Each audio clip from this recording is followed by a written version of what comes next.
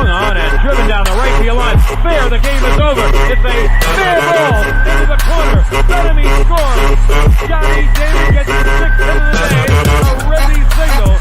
Ball game over. Yankees win. Yankees win. I'm back.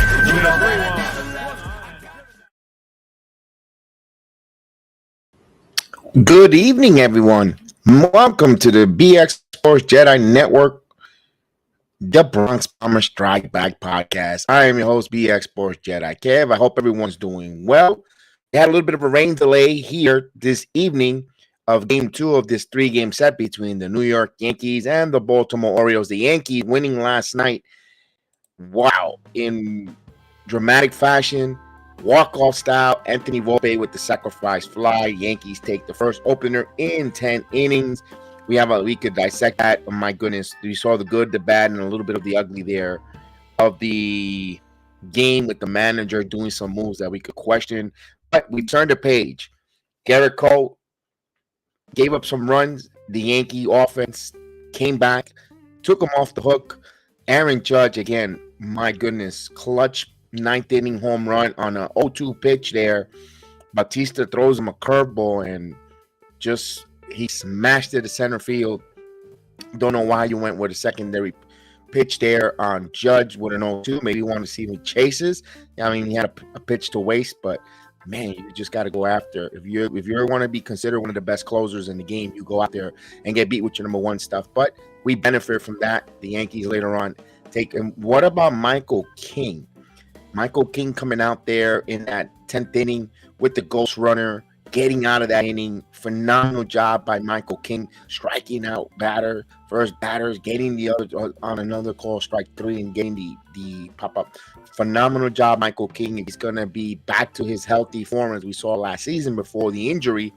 Ooh, that's going to add arsenal to the bullpen for the New York Yankees. But let's talk about tonight's matchup, pitching matchup, as we're ready here. I think I'm going to go solo tonight. I know Krista Flash is working. I don't know where Mario is. I reached out. Haven't heard from Lamario either, so I don't know. Hope he's well. Pitching prospects here, it's going to be Tyler Wells with a 3-1 record with a 2.94 ERA, and he has a whip of .79, best in the American League with 46 strikeouts, taking on Nestor Cortes. Nasty Nestor's not having his all-star availability or pitching that he had last season, but he's a 4-2 record with a 5.21 ERA, with a 1.28 whip, with 48 strikeouts for Nasty Nestor, the pride of Hialeah, Florida. I'm going to say a salute to everyone from Hialeah, Florida. My thoughts and my prayers with our family down there. Just wanted to just bring that up to the note. Let's go right into it. You know how we do here on the BX Sports JEDI Network. We acknowledge the chat, everyone that's watching along. Even if you're watching along on the Rumba app, Twitch, Facebook, Twitter, in the YouTube platform, in LinkedIn. Thank you so much for joining us this evening. I know we're a little bit delayed there. The game is going to start first pitch 8:40 Eastern time, roughly about 8 minutes before we get first pitch going. You still have time to make a bet. And of course, we have the segment called Let's Make a Bet on the BX Sports JEDI Network. The Orioles and the Yankees. The Yankees are a 1.5 run favorite at home here at a money line at a +140. The over and under is 7.5 runs at a -170. Remember, I always say bet with your head, not over your head, and good luck for tonight. I got the lineups here. We'll read the lineups in a moment. Again, Krista Flash is working. Unfortunately, not able to join us this evening. He's in the chat, so we want to say make that money, make that money, Flash Sports, make that money.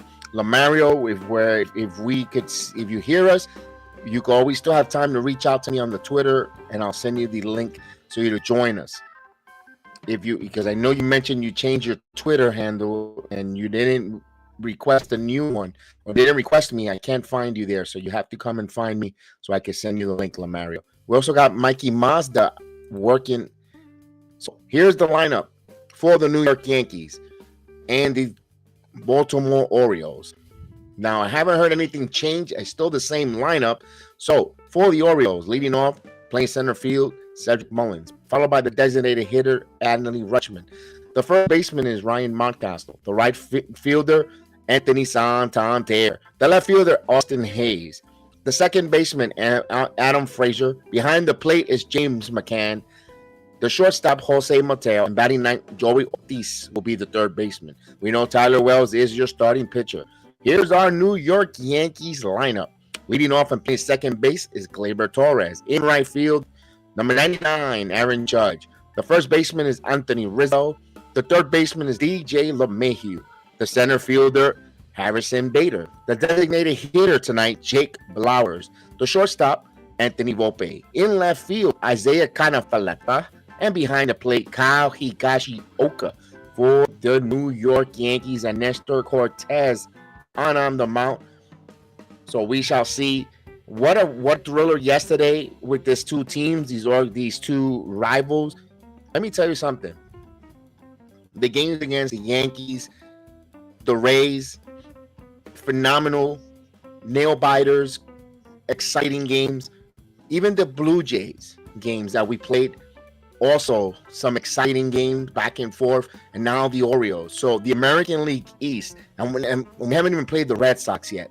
The American League East, boy, it's a roller coaster. You strap in, and these are some really good games. Not a boring game in sight in this division. This is going to be the whole division up and down. Heavyweight battles of all four teams over 500. Even the Toronto Blue Jays, I think they're 3 games over 500. Everyone's over 500. Everyone's playing well, and of course for the Yankees, about health. Josh Donaldson started his rehab assignment in the minor leagues. We also know that. Oh, let me see something here. There's my dog, Asher. My little dog is having a little bit of a panic attack.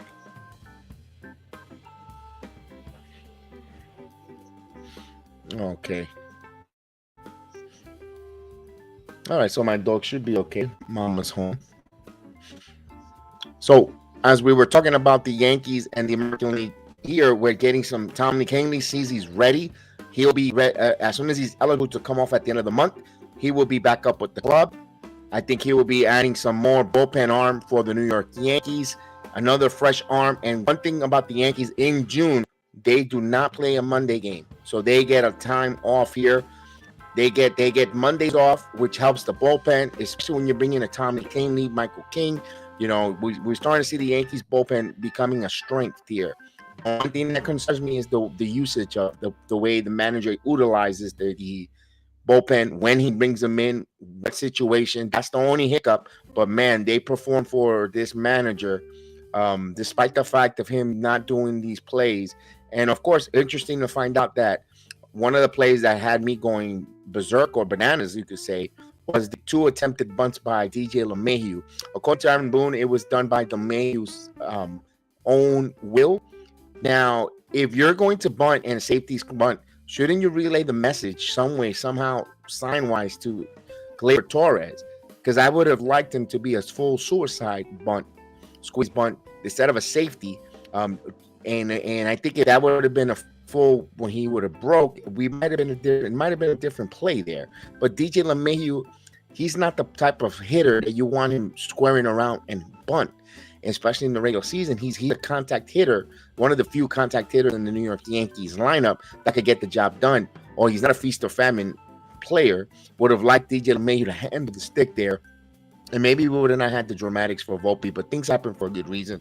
Like I always say, it might not have been the way we wanted or scripted out, but it happened. The Yankees still get the win. So as we move on here, we're getting ready here for first pitch.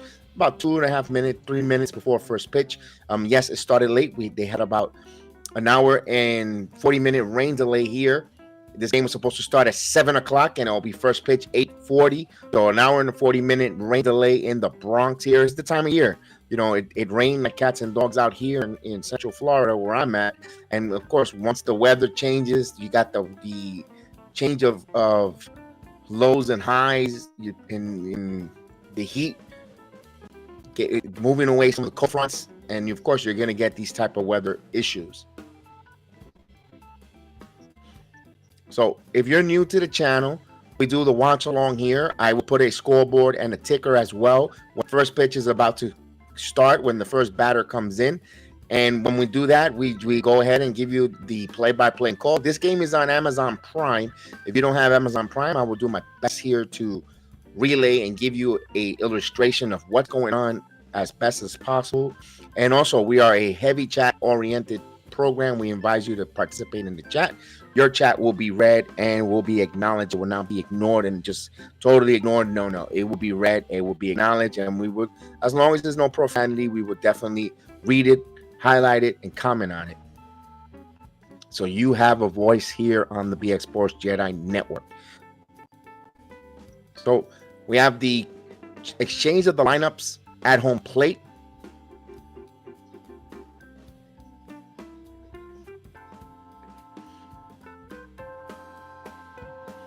Waiting for the Yankees to take the field.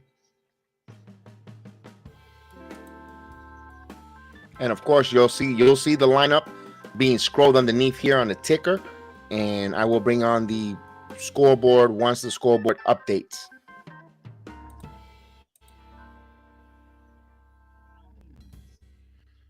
So we're waiting for the Yankees to take the field here. And the Yankees take the field. So we're getting closer for the first pitch.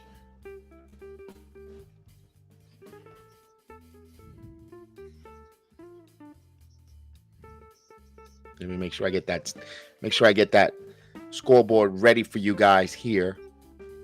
We'll add that here. Let's bring them on. Let's bring it on.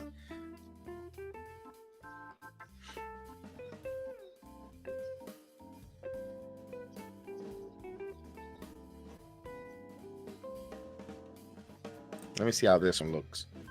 There we go. I already have this one. I'm up here on the top. You can see me there.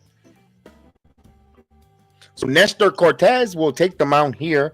Cortes, this is going to be his 10th start. Of course, I told you he has a 4-2 record with a 5.21 ERA with 48 in the third innings pitch, 48 hits, 48 strikeouts. So those are even. 14 walks, and he has surrendered 8 home runs.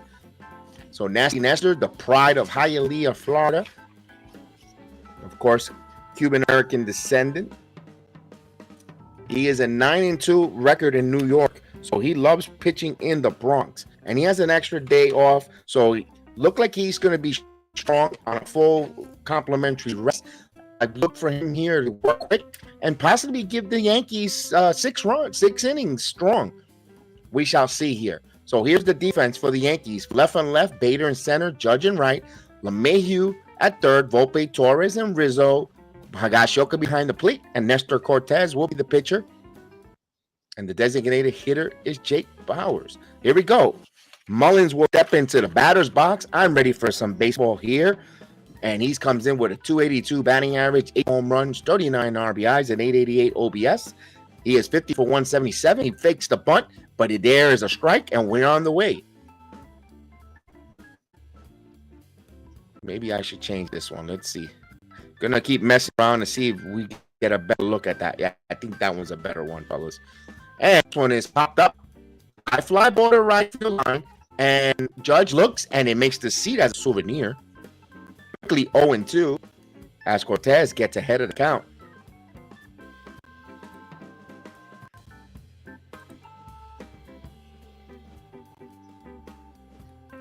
So we have an 0-2 count here.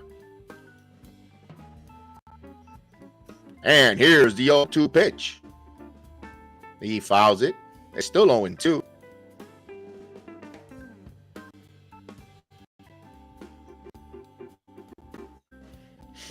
So it's an 0-2. It's an 0-2 count here to the leadoff hitter, Mullins. We had an hour and 40-minute delay. Here's the 0-2. Curveball. Call strike 3.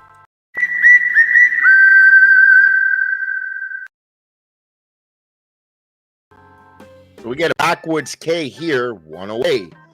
Now with 1 out, here comes the designated hitter, Anthony Rushman, who's batting 270 with 7 runs, 25 RBIs. He's 47 for 174 with an 831 OBS. The catcher, the pitch. There's a strike on the outside corner. So the umpire is giving the outside corners. But let's go. I like it. So Cortes ahead of the count, 0-1. Here's the 1 pitch. quickly 0-2. Cortes throwing strikes. Cortes getting ahead of the hitters. Now he's ready to go. Now the umpire Cortes ready to deal. Here's the pitch. This one is popped up. Fly ball to right center field, deep. But Bader, a lot of run that he makes the play, covers a lot of ground. Harrison Bader, he flied to the center fielder at 8 if you're scoring at home. So now with 2 outs, bases empty, we'll bring in Ryan Mountcastle, the first baseman. Mountcastle is batting .237 with 10 home runs, 34 RBIs. He's 447 for 198. He'll step in here with 2 outs. Bases empty here. Cortes trying to get a quick 1-2-3 inning here. Here's the pitch. Outside for a ball. 1-0. Of course, Yankees are in their pinstripes with the blue cap interacting NY. Here's the pitch. This one is foul out of play. 1 ball, 1 strike. Orioles in their grays with the Orioles across their chests. Their black cap with the logo, with the Oriole bird logo. We have 1 ball, 1 strike to count. And here's the pitch. This one is popped up in foul territory. Rizzo's there, and Rizzo makes the play. So a quick inning. So 3 ups, 3 downs. And Orioles, quick inning. Now here comes the Yankees to bat. So nice start there for Nasty Nestor. That's what you want to see. You want to see quick pitching. Getting ahead, of course, it all starts with throwing strike one. You get ahead of the hitters. You keep throwing strikes. You keep them off balance, off their toes. Then they'll start. Then if you know that you're ahead of the count, you start expanding the zone. And now you make the hitters chase. So I really like that setup there for Nestor Cortes. What a way to start the first inning here. So the Yankees will come up to bat for their first time. Of course, will be leading off Gleyber Torres. I guess Cashman and the analytic geeks like Gleyber Torres leading off here. But Torres has been in a slump. Torres has been slumping lately. He's been a little bit very cold. You would think batting in front of Judge will get better pitches, see a better hitting selection, but it's the opposite with him. I don't know if he's putting pressure with the leadoff or what it is, but he's been struggling. So it'll be Gleyber Torres leading off here.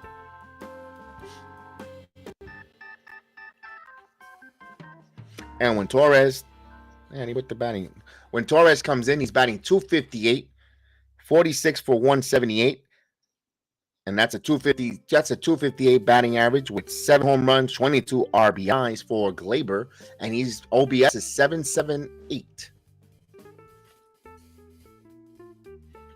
Now, here's Wells. Let me give you Wells' numbers. Tyler Wells is 3-1.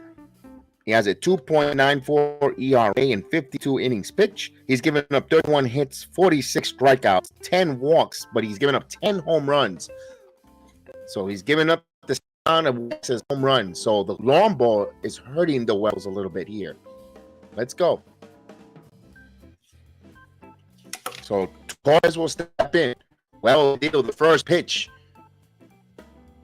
Here it goes. Outside for ball. 1-0.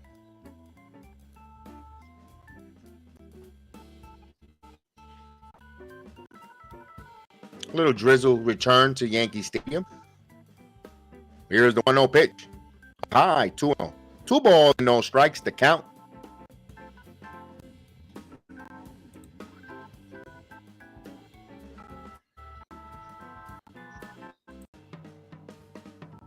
The 2-0 pitch coming.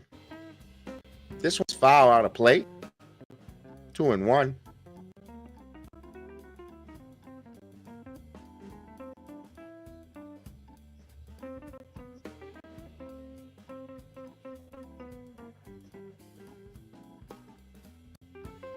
So 2 balls and 1 strike to count. Here's the pitch. Taken for a call strike. 2 balls and 2 strikes there. Maria in the building. Hello, Maria. I hope you're doing well. Let's go. Let's get this win, Maria. Absolutely. Great to see you there. Gleyber Torres calls time. He'll step out of the batter's box with a 2 balls and 2 strike count.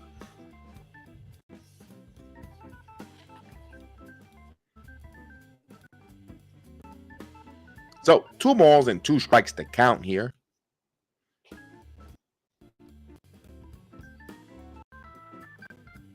Here's the pitch. Gleyber Torres, high fly ball left field. Back. Hayes back at the track, but it makes the play. Held up. So Gleyber gave it a ride for the first out. F7 if you're scoring it at home. So with Torres down, this will bring up number 99, the right fielder, and Judge, who's batting 298. He has a 1.052 OBS. Has 14 home runs, 33 RBIs. He's 42 for 141, but that 14th home run came last night in dramatic fashion in the 9th inning. So Wells ready to do the first pitch. A pocket for a ball. No, he called it a strike. Excuse me.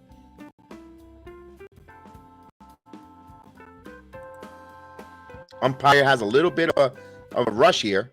0-1 count. Here's the 0-1. Outside, 1 ball, 1 strike.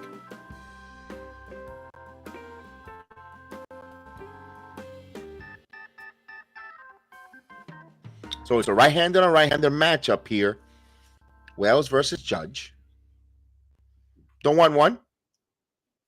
There's an outside corner. 1 ball, 2 strikes.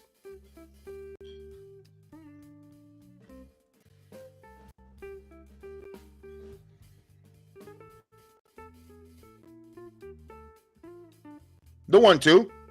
Outside. 2 balls and 2 strikes on Judge.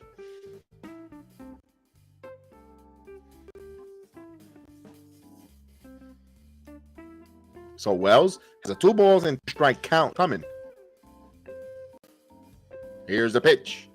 Down low. The count runs 4 balls and 2 strikes.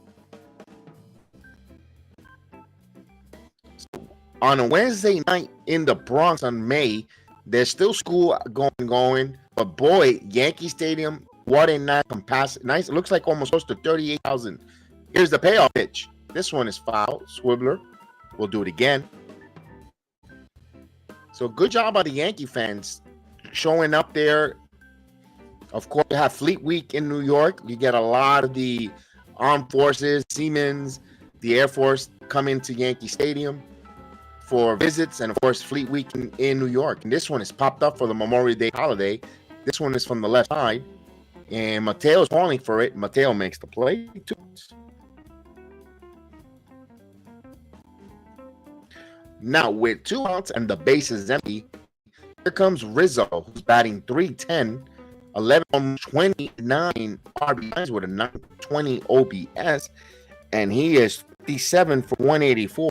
Good start here for Rizzo. You could tell that he's benefiting from the abandonment, the shift. Batting average wise, there's a curveball in for a strike. 0-1. Had a nice 12-6.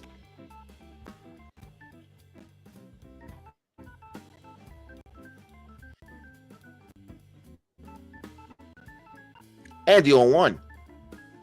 There, call strike in the outside corner. Ooh, Rizzo wanted to know where that one was. That umpires calling this quick. A lot of anything close near the plates, and it's for both pitchers here. At least the early part of this.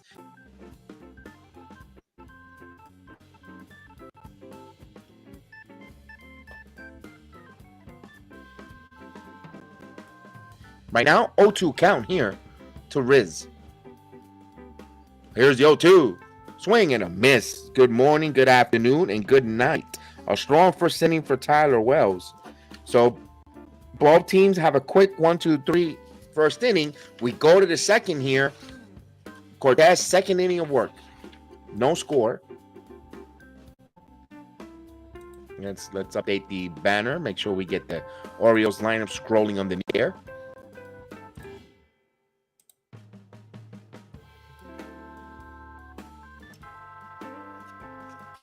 All right, so thank you for joining me this Wednesday evening. Even on the rain delay, you guys were here. Thank you guys, appreciate it for giving me your beautiful attention and joining me here this evening.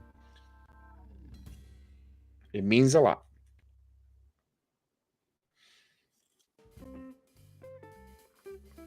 Now, Chris the Flash is working. So, again, we want to acknowledge and hope they make that money there, Chris. We'll know when you have the availability to come on the stream. You know, we'll be, and we know you're going to be on. So thank you.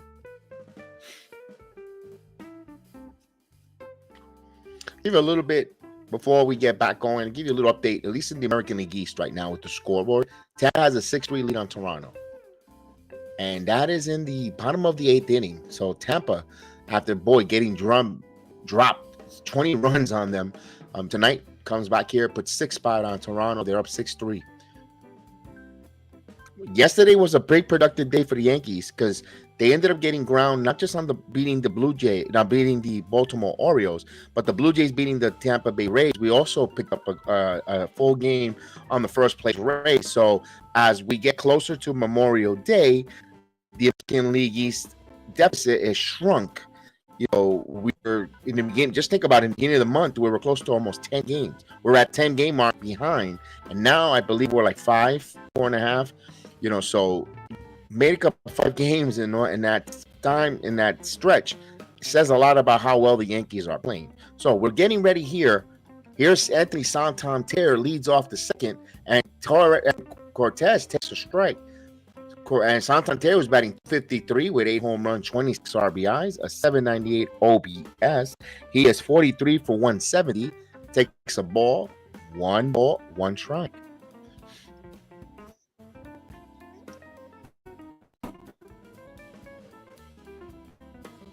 And here's the 1-1 pitch. Santander's popped this up. Let's see if it's going to stay in play. LeMahieu's under it, and the wind moving it, and he makes the play. So foul out for Santander. First out is retired.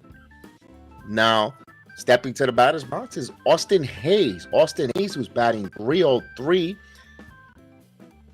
He's 5 home runs, 16 RBIs. He's 47 for 155 and an OBS of 831. Batting from the right side against Cortes. Curveball whips it in there for a strike. 0-1. Cortes is dealing, getting ahead of the count, getting in that strike zone. Here's the 0-1 pitch from Cortes, and he fouls it quickly. 0-2.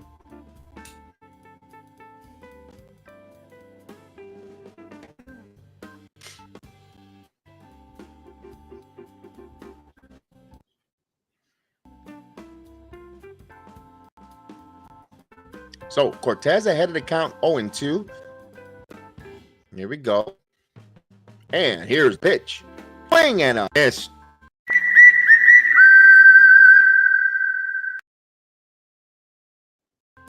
So second strikeout on Cortes here. So you can see tonight, Cortes getting ahead of the count. Just continue. 16 pitches here with 2 outs here in the top of the second inning. We'll bring up Adam Frazier. Here's the pitch. Lefty on lefty matchup. There's a call strike. Now, Frazier, I'll give you his numbers. He is batting 255 with 5 home runs, 20 RBIs, and he hits this one to lob this to second, and he gets Torres, fields it, 1-2-3 in. So I didn't even give you his numbers. He was 37 for 145. Make it 37 for 146. So his batting average will drop down. So Cortes goes 1-2-3. Good job on Nestor. Under not even, I think, 18. He finishes his off with 18 pitches. Economical. And now we go to the bottom of the second inning. Have LeMahieu, Bader, Flowers, and Volpe if anyone should reach.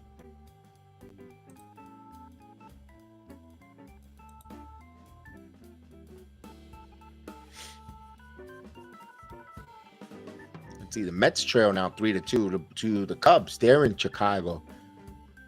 Yeah, RBI single for Mike Tauchman, the sock man, putting the Cubs up. Later on tonight, Boston is in Anaheim, so that's a 9:05 start. It's about to start about half hour from now.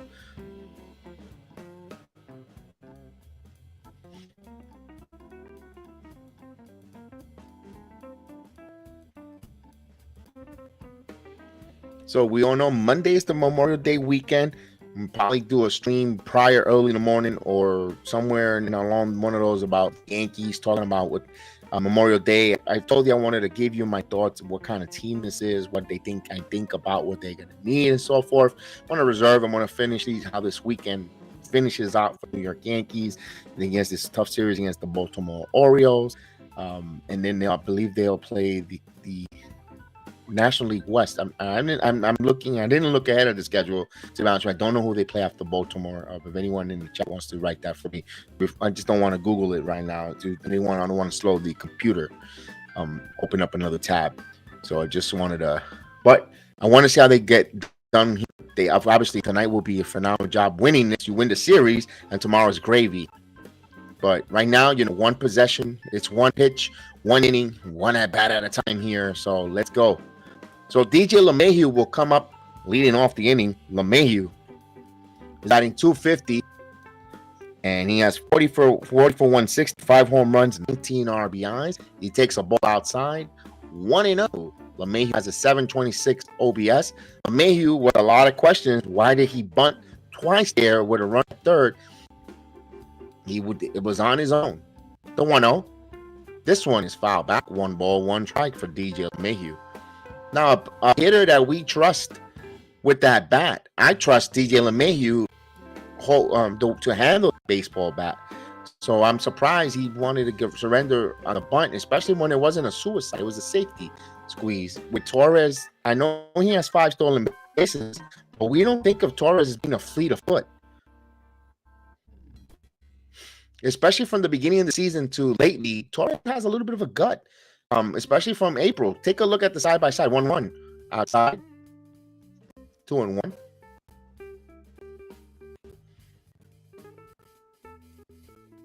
Bader's on deck here. 2-1 on DJ LeMahieu. The pitch. Up high. 2 balls and 2-1. Actually, 3-1. Okay. I apologize. 3 balls and 1 strike.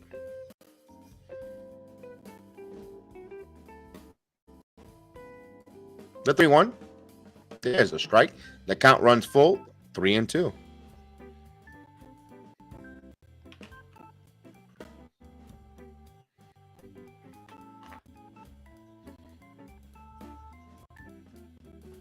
And the payoff pitch. This one grounded right to Mateo. Mateo laid it. Smooth play there. A little bit help.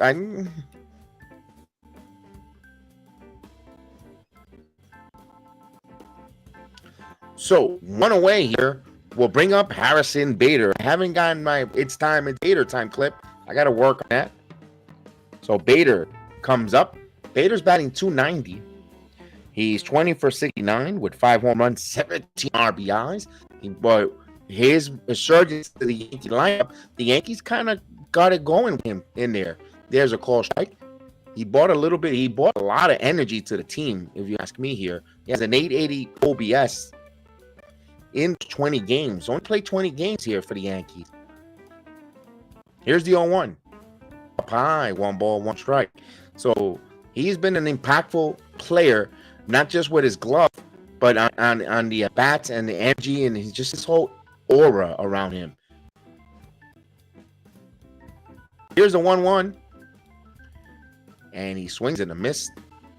1 ball, 2 strikes.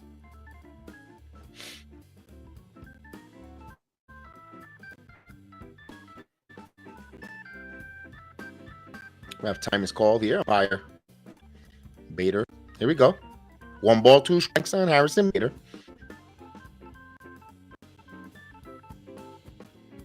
Here's a 1-2. Swing and a miss. Bader goes down. Spouts. With the bases empty, here's Blowers, Jake Blowers. Now, Jake Blowers batting .195. He has 2 home runs, 4 RBIs. He's 8 for 41, but he just needs more at-bats.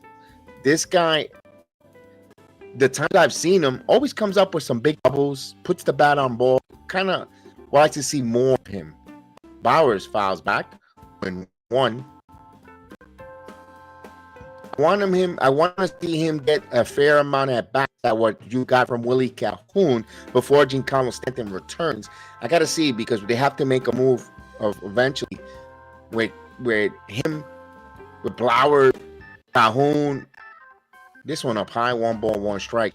Because, Donaldson is starting rehab. So, we got to see what we got in these guys. If you don't play them and you keep them there as porcelain figurines, you're not going to know what you got. And you want to see them, how they handle fast major league pitching as he fouls it. 1 and 2, especially when you're playing the divisional foes. You want to see what you got here, because then it tells you if you need to make a trade or move in and who you need to give up to bring. And you gotta know what you have in the farm system. You gotta know what you have in your cupboard. The 1-2 up high, 2 balls and 2 strikes.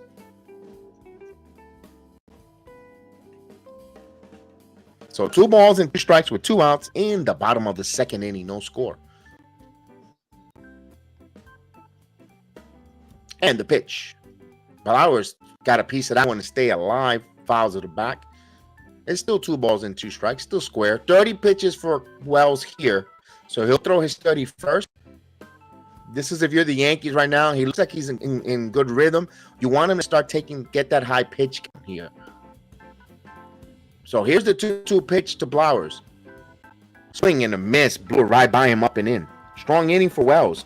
So 2 Yankees go down. 1, 2, 3. So we go to the 3rd inning here. No score for either team.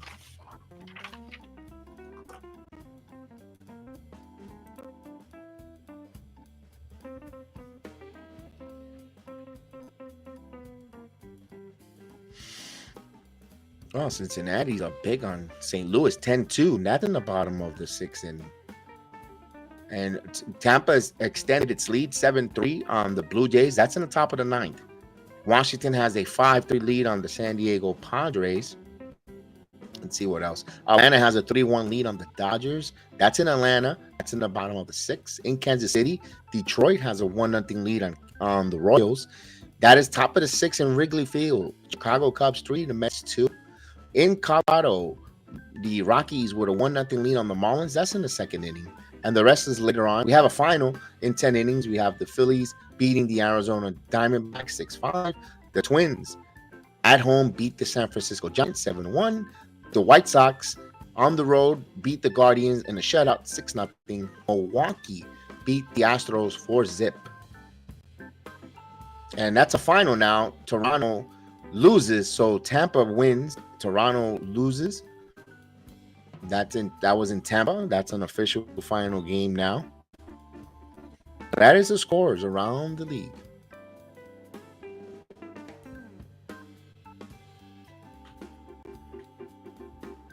So we're waiting for Nestor to start his top of the 3rd inning.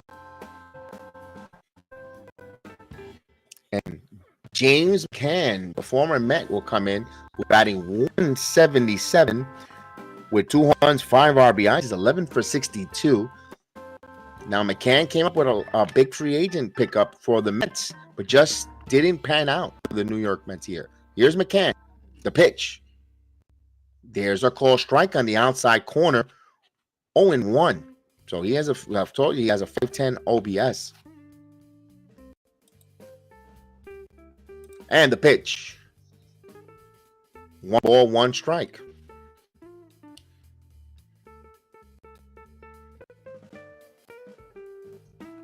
Here's the 1-1.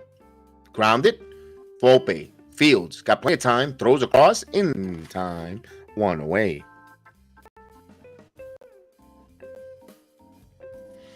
So, with 1 out, here's Jorge Mateo. Mateo's batting 237, 6 home runs, 22 RBIs, a 705 OBS. He's 31 for 131 for the stop. Mateo, former Yankee farm. And Nestor just missed that one. 1-0. He just missed that one. Didn't miss by much. Here's the 1-0. 2-0. This is the first batter that Cortes has fallen behind. He's behind the count. 2-0. Here's the 2-0 pitch. In on the knees for a strike. 2 balls and 1 strike. 24 pitches for Nestor Cortes. Here's the 2-1. 3-1 now on the outside corner, misses. Mateo has a lot of speed, and that's what the Orioles want to do. They want to get him on base. Here's 3-1 from Cortes to Mateo. He misses. Base on ball here with 1 out. So a 1-out walk. Mateo has 14 stolen bases on the season here. So he does run.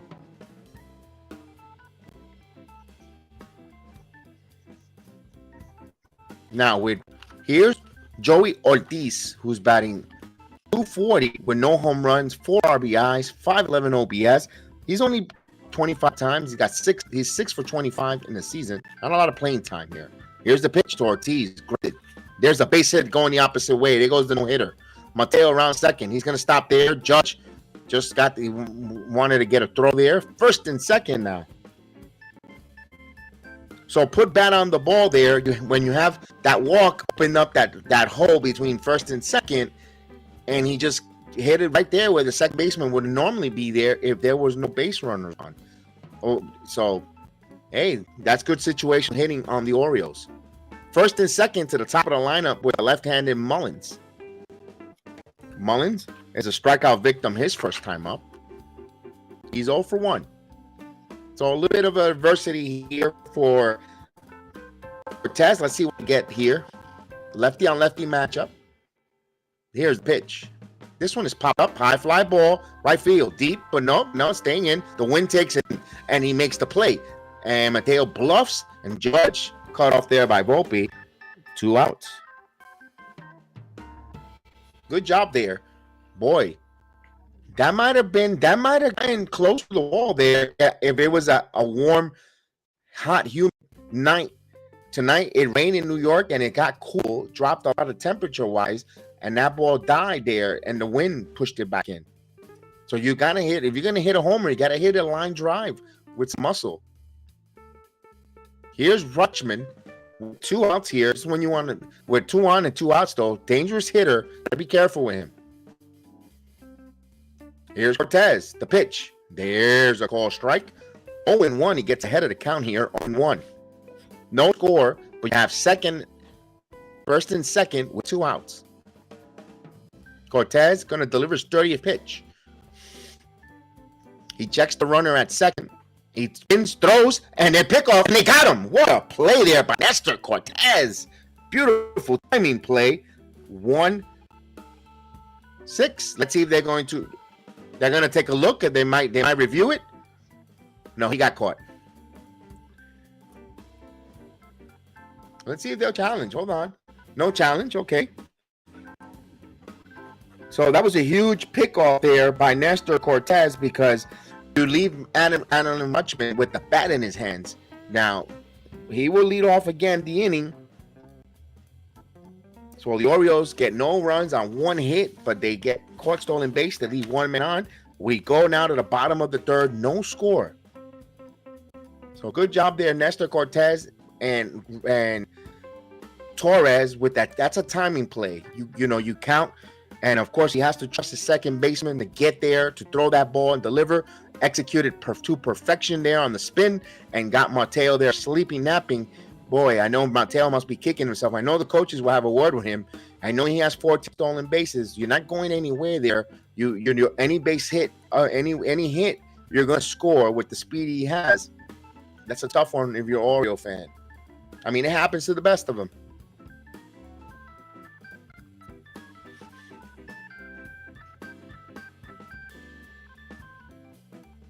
So we'll wait for the change of aim.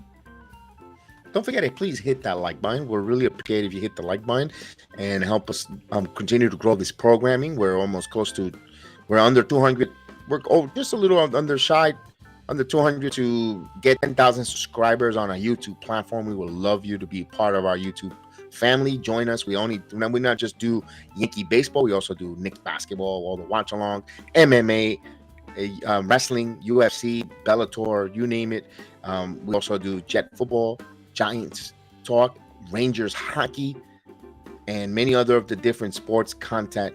WWE, AEW, NXT, a proud NXT supporter that goes to NXT. myself, and we do break down all those different combat sports and sports, New York centric sports there. We would love you guys to come aboard and be part of the JEDI Sports family. All right. So now leading off here will be Anthony Volpe. Now, Volpe, who's batting 207, had the game-winning walk-off sacrifice fly, takes a strike. Yeah, of course, he's batting 207 with 7 home runs, 20 RBIs, a 670 OBS. He is 56, for 174 for the rookie. Deal one, grounded, and oh, what a play there by the third baseman. He throws and got him. He took a base hit away from Volpe and getting a leadoff speed runner on. So good defensive play by Ortiz. I thought I was going to go underneath his glove, and Ortiz knocked it down, getting on his glove, and made a great throw with a speedy Volpe. That was an impressive play by Ortiz. Talk about hot corner, arranging to his left of all. Here's kind of Falefa. First ball swinging, hits this one in center field. This is going back at the track. The wall, off to the wall. Falefa's round the second. He's going to 3. Here comes the play. The throw is not in time. Kind of Falefa with a triple. Good job, IKF. And Falefa really needed that one. He was 198 under the Mendoza line. He had 2 home runs, 4 RBIs, 17 for 86. But boy, good job there, man. He took it dead center field. And Mullins played a tough man. Mullins played it really, And he's a really good center fielder. He really played that one. Now, here's Higashioka. Foul back, 0-1. Now, Higashioka's batting 186 here. With 3 home runs, 11 RBIs, he's 13 for 70. The Yankees, all they need is a sacrifice fly here. We cannot get a strikeout from Kyle. Here's the 0-1. 0-2. Takes immediately a strike, 0-2. He's behind the count, 0-2.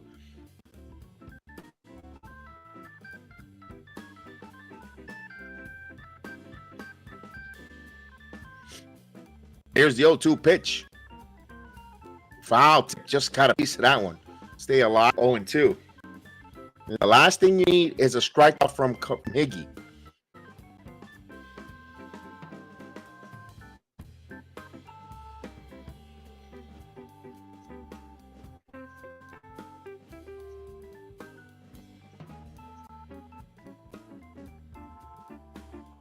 The pitch up high, 1-2. 1 ball, 2 strikes. The infield is in for the Orioles, so interesting. For left at third, infield in, 1 ball, 2 strikes count. The pitch. This guy, man, he struck out. This guy stinks. Higashioka, 2 outs. He's a one. He's another one, man. He's another one.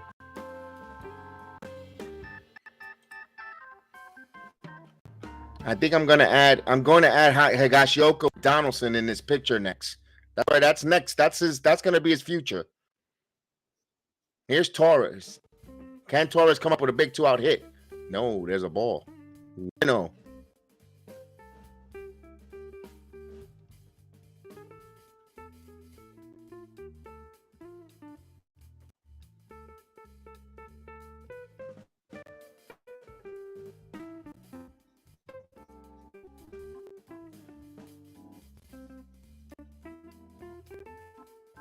Here's the 1-0. This one is hit in the air. It is high. It is far. It is gone. Home run. Clip.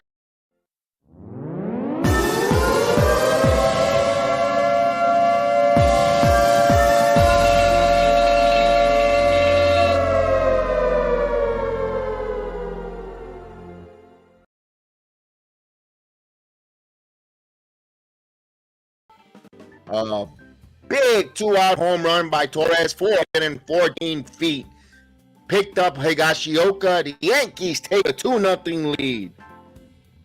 Here's Judge. He's going to get better pitches in front of Judge. And I was wondering when Torres was going to break out of that slump. And he just did here, hopefully, with the home with a 2-run shot. Here's Judge. Judge takes a call on the outside corner for a strike. He crushed this one in center field. And of course, you had to hit it hard and on a line drive there because the wind. Here's the 0-1 to Judge. This one in center field. High fly ball, but it's going to stay in the ballpark. Mullins is camping under it, and he'll make the play for the final out. But the triple by Akina Falefa ignited it, but with a big 2-out, 2-run home run by Gleyber Torres, and the Yankees have a 2-0 lead. To give to Nestor Cortes as we go to the 4th inning. Good job there by Gleyber Torres. My goodness, he needed that. He really needed that. He was really struggling. We were talking about him in the leadoff spot there in front of Judge. You're going to have better pitches to look at. And at least in his 3rd inning, he benefited from that. So good job there, Yankees on the board. And let's get to the tee. Yes, Maria loves it. Maria says, let's go Yankees, Torres. Right now, hopefully he starts on fire. That's the spark. Torres got a little bit of a spark there, Maria. Let's hope he catches on fire. Yes, indeed. Let's go. Indeed, as the Yankees now give Cortes a 2-0 lead. Now for Cortes, don't keep it simple. Continue to throw first ball strikes and continue to get ahead of these hitters. You do that, you should be in good shape. Don't change, don't deviate or change anything that you've been doing in the first 3 innings here.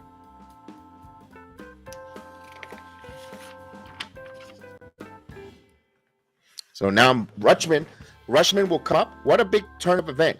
The Yankees get that pickoff play by Cortes, leaving Rutschman with runners in scoring position up at the plate. You took that bat out of his hands. Here comes the Yankees, even though they were the bottom of their lineup, but that triple from IKF was very exciting. And the Torres 2-run homer, important 2-out, 2-run homer, really changed a little bit of the swing of the game here. 2-0 Yankees. And I don't know why the ticker has not updated that, but it would update itself. The AI, if the AI programming will do that. Yankees up 2-0 though. 2-0.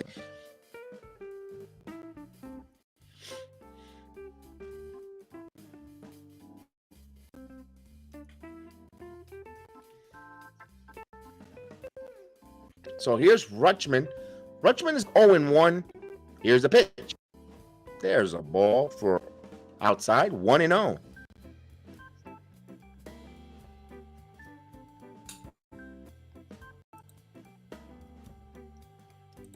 There's a call strike. 1 ball, 1 strike.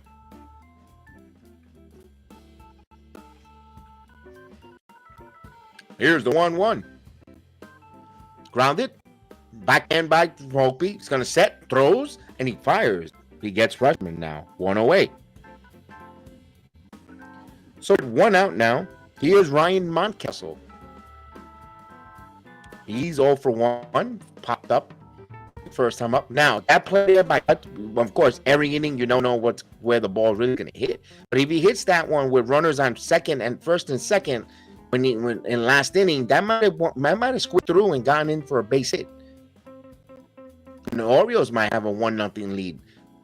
And there's a strike out there. Backdoor breaking ball hits the outside corner. 0-1. But remember, Volpe has to try to hold the runner. Here's the pitch. And he pops up and 0-2. So Cortes added the count. 0-2. It's one thing I love about doing a Nestor Cortes watch along. He's, talk about when he thought about the pitch clock, you could see he's the poster child of that. Get the ball and throw. Get the ball and throw. And I love it. No hassle, no hesitating, no lingering. Give me the ball. Let's go. 0-2 count here. So Cortes now getting the signs from Higgy. Now Cortes holding up. Now he's ready to deal the 0-2. He misses. 1 ball, 2 strikes to Mountcastle.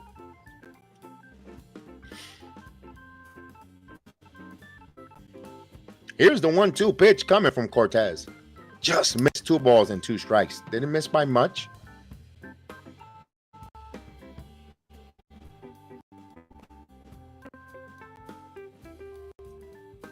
The 2. Foul out of play. It's still 2 balls and 2 strikes to Mountcastle with the Yankees, but 2-0 lead. I know my scoreboard says, well, now they put 1. It would update, fellas. It would update.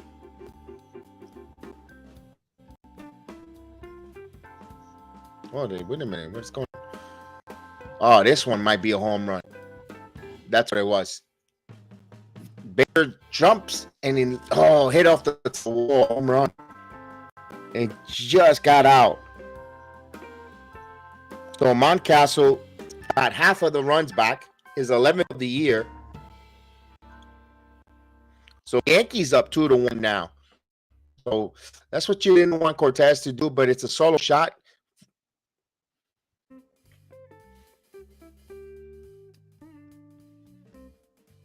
Now 2-1 Yankees. We'll bring up Santa. Keep there. Just continue to throw strikes there. That's all we ask. The pitch outside for a ball. 1-0 to Santander. Orioles on the board. As we see, the scoreboard has updated. Good pitch. There's a strike. 1 ball, 1 strike in the outside corner at the knees. 40 pitches for Cortes. He has a 2-1 lead here with 1 out in the top of the 4th inning. And the 1 just missed. 2 balls and 1 strike. So that's his 35th RBI, 11th home run from Mountcastle. The pitch to Santander takes a call strike. 2 balls and 2 strikes. Cortes getting the sign from Higashioka. He looks in. He's ready to deal the 2-2. Inside. Runs him off the plate. 3 balls and 2 strikes. I believe this is his second 3-ball count on hitter for Cortes. Of course, Austin Hayes on deck. And 3-2. This one is popped up. And it will go foul. Souvenir. We'll do it again. Balls and 2 strikes to count. Iggy, this one I'm going to give this home run. Not on Cortes. I'm going to put this on the catcher. He wanted the ball up and he got hit. Santander deep to Volpe. Throws. And he got 2 outs.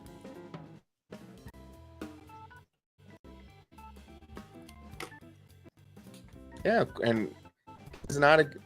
You got to keep the ball down. Cortes knew it, and Higgy. That was on E. I'm gonna put that on.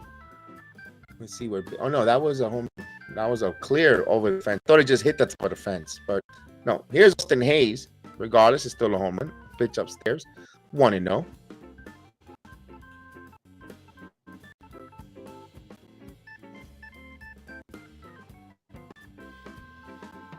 There's a strike. 1 ball, 1 strike. 1-1.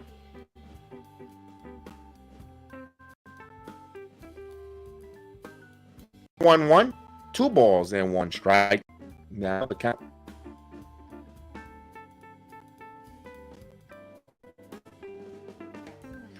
So 2 balls and 1 strike is the count here. Cortes ready to deal the pitch. This one is popped up.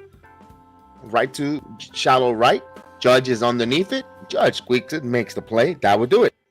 But the Orioles get the run here on the home run from Mountcastle. And it's a 2-1. We go to the bottom of the 4th inning. You're going to have Rizzo, LeMay, and Bader coming up for the Yankees here, looking to try to get that 1 run back that was given up on that solo shot. Here on the BX Sports Jedi Network, the Bronx Bombers Strike Back podcast. It is the watch along. So please hit that like button. Really would appreciate it. Thank you for joining us. Those that are listening in the chat or in all the different platforms, we appreciate it. The Amazon Prime game. Not everyone might not have all the Amazon Prime games, so I'm trying to illustrate and let you know every little details. And I do apologize if it does sound a little bit redundant, but I want to make sure everyone who comes in to listen gets to see or at least to hear everything as best as possible. Even the crackle of a nice can of soda.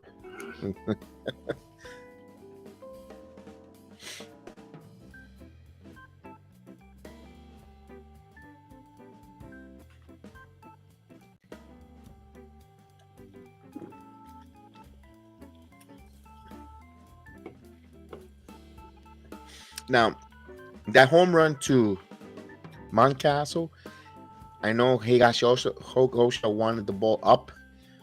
Cortes doesn't have that velocity on that fastball to get to a right-handed hitter to blow it up and over. up and away on a right-handed hitter. I hope that's something that pitching coach Mac Blake has a conversation with Higashioka and Cortes as well. You know, I think Cortes has the moxie enough to shake off a pitch like that next time. Hopefully that's a lesson learned. Hopefully they don't call that one no more on you know, you could go up and away on a lefty, but not on a right-handed hitter. You don't have the speed for it. So here we go. The 3, 4, and 5 hitters for the Yankees. Here's Rizzo. Was a strikeout victim.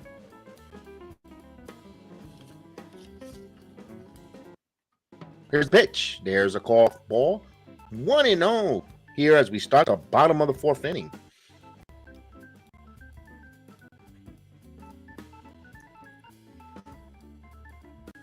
Here's the 1-0. Down and away. 2 balls and no strikes. He misses with the changeup. 45 pitches for Wells to start the bottom of the 4th inning with a 2-0 count to Anthony Rizzo. Now he gets the sign. He deals the pitch, gets the outside corner for a strike. Rizzo a little bit frustrated. 2 balls and 1 strike. It did hit the outside corner there. 2 balls and 1 strike to count. Now Wells gets the sign from his catcher. He's ready to deal the 2-1, and he goes right back at that same corner. 2 balls and 2 strikes. So he's leaning on that corner as Rizzo will call a time to break the rhythm, and that's a veteran move there. 2 balls and 2 strikes here, Rizzo.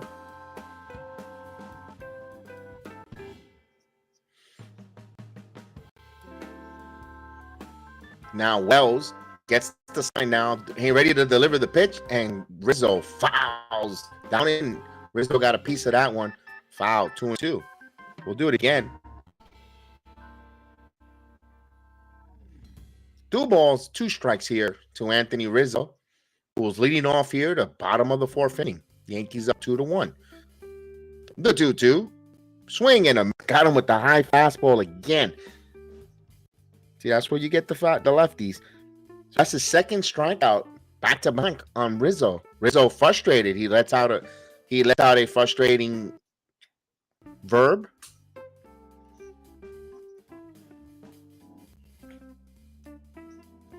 So with 1 away here, here's DJ LeMahieu. LeMahieu grounded out his first time up. He's 0 for 1. LeMahieu with a curveball in there for a strike. Nice action there on that curveball. Right down the middle. 50 pitches for Wells here. He's ahead of the count 0-1. Here's the 0-1 pitch. Wells ready to deal the pitch. This one is lined up the middle. Right back up the middle for a base hit. Straightaway center. Good hit there by DJ. He was 2 for his last 23 before the hit. So good job. He's going to feel better there, DJ, now. So he's on with a 1-out single. Now that will bring up Harrison Bader.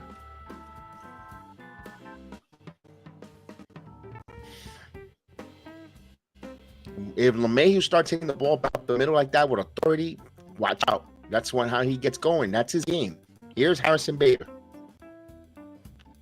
Bader, 0 for 1.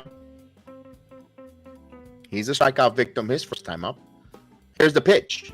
Outside. 1-0. We got a runner on first is DJ LeMahieu. Yankees have a 2-1 lead here with 1 out in the bottom of the 4th inning.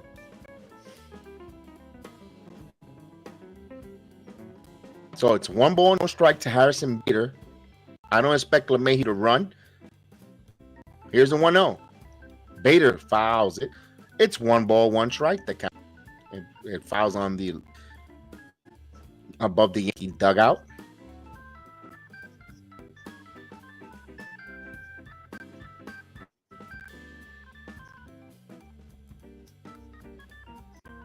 It's 1 ball, 1 strike count here.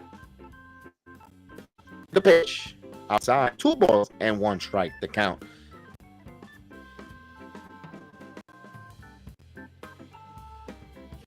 So it's a 2-1 count here with Mayhew at first.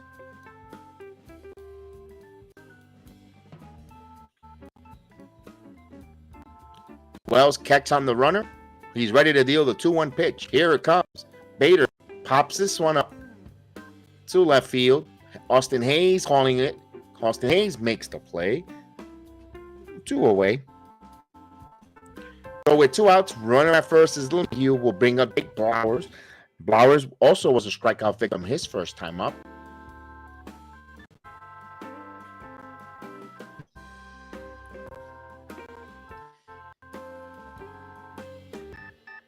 Of course, Blowers batting from the left side here.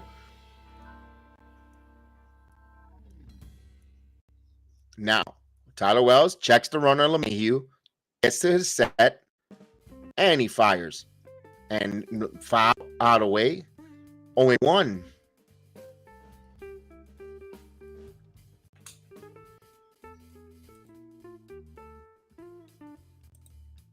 What is going on, Andrea? Salute. Hello, good evening. Hope you're doing well. The 0-1 count coming. Pitch down low. 1 ball, 1 strike.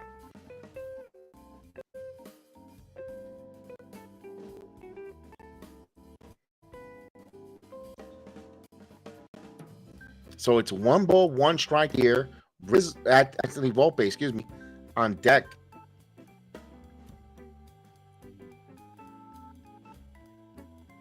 Here's the 1-1, and this one is grounded foul. It'll be 1 ball, 2 strikes to count.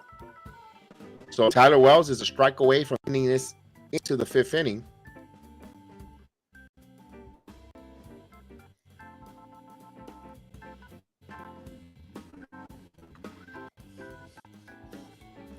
One ball, 2 strikes to count here. 58 pitches for Wells as he checks the runner. He's ready to deal the 1-1-2. Here's the pitch. This one is in on his hands. We'll foul back. We'll do it again. 1 ball, 2 strikes.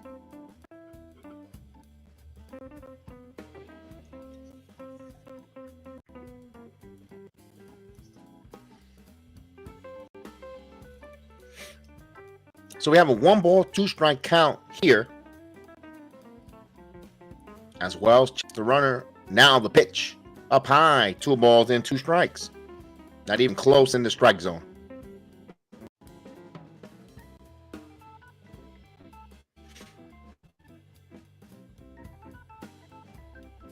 So 2 balls and 2 strikes to count here.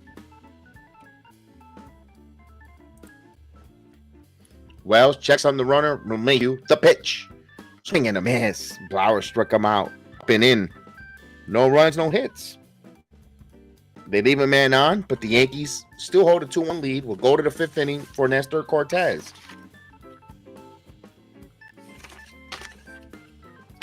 We'll put up the Baltimore lineup coming up. Orioles will have their 6, 7, and 8 hitter. It'll be Frazier, McCann, Mateo, and Ortiz if anyone reach against Nestor Cortes.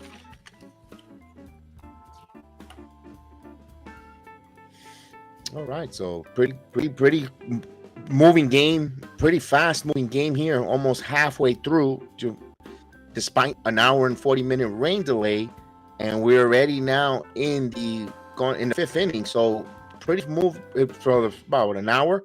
They made up an hour. Half the game was moving pretty efficient. You gotta like what we see there.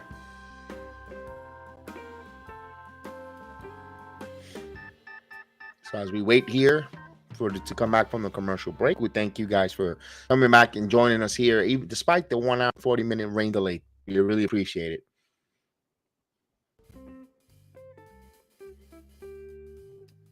Of course, Tampa Bay has already won and beating the Toronto Blue Jays 7-3. So we love the Yankees. Big game here for the Yankees. Not only to get closer to the Rays, also you've got a team ahead of you in the Orioles. So you have to take care of business. It's 1 pitch, 1 inning at a time. Let's win those small battles here. Boy, the Mets are trailing 4-2 in the 7th. Actually, now went to the 8th. So the Cubs have a 4-2 lead on the New York Mets. The Mets gotta win this game against Marcus Stroman. I mean, Stroman started. I don't know if he's still in the game. But here we go. Cortes with 49 pitches. Here's the pitch. There's a ball strike to Frazier. 0-1. Adam Frazier grounded out in the second inning. Here's the 0-1 pitch. Foul. Quickly 0-2.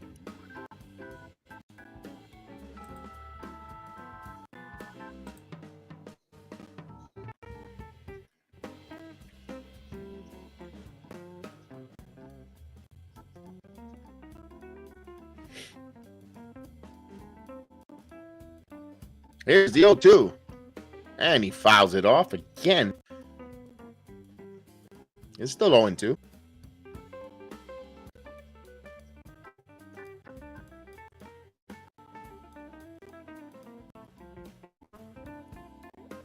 The 0-2 sidearm. And this one grounded to Torres. Fields throws in time. First out. 4-3. Now with one out, bases empty. Here's James McCann. McCann grounded out his first time to the shortstop. He is 0-1. We know McCann from his days with the White Sox and signed that big deal with the New York Mets. When the Mets are still paying for the next 2 years, eating most of the salary. Here's the pitch. There's a call strike. 0-1. So nice pickup for the Orioles, if you ask me. Met paid most of his salary. Backup for Rushman at times, and he fouls back out of play. So quickly 0-2. So not bad there. Good pickup for the Orioles. A veteran who knows the American League to help a Rushman as a back catcher. Good call there. That's a smart move there by the Orioles here. Here's the 0-2 pitch. Just rounded. Volpe's field. Plants his feet, throws, and got him in time. Nice play by Volpe. 2 quick outs. Here's with the bases empty. We'll bring Jorge Mateo. Mateo reached on a walk, and then it was off at second base when the Baltimore Orioles had a threat. So bases empty with 56 pitches for Cortes. Cortes ready to do to Mateo, the pitch. And hits the top of the strike zone for a strike. 0-1. Get ahead of these hitters and continue to get ahead in the strike. Ooh, Cortez was going to ready to pitch, and we got a time by the plate umpire.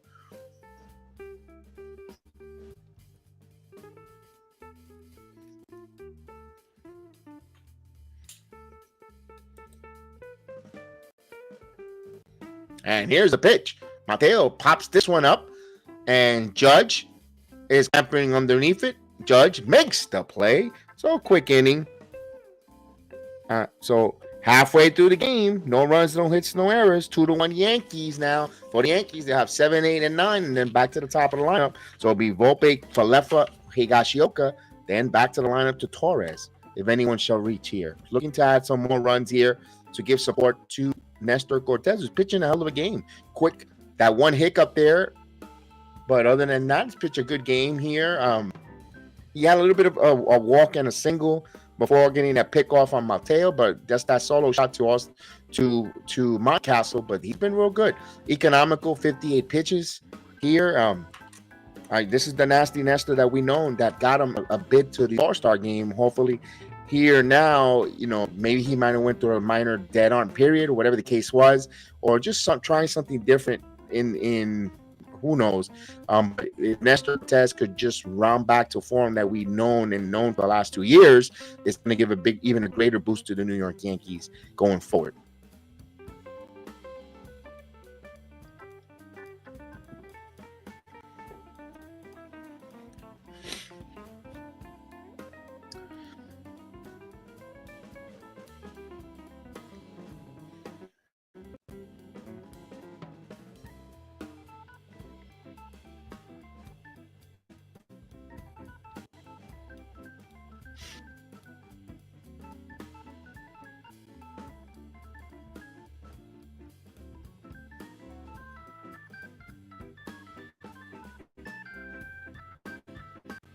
Texas beat the Pittsburgh Pirates 3-2. I'm looking at some of these scores that are already finals.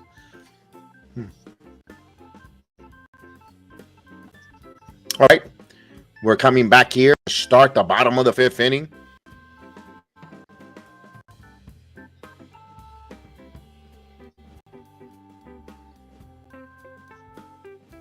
So here's Volpe. Volpe was robbed of a single. He's 0 for 1. There's a pitch up high for a ball. 1-0. We're on the way in the bottom of the 5th inning.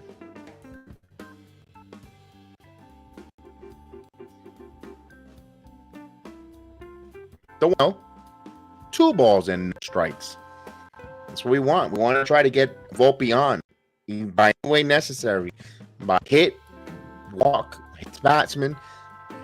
He could wreck the game with his speed. Here's the 2-0. 3-0.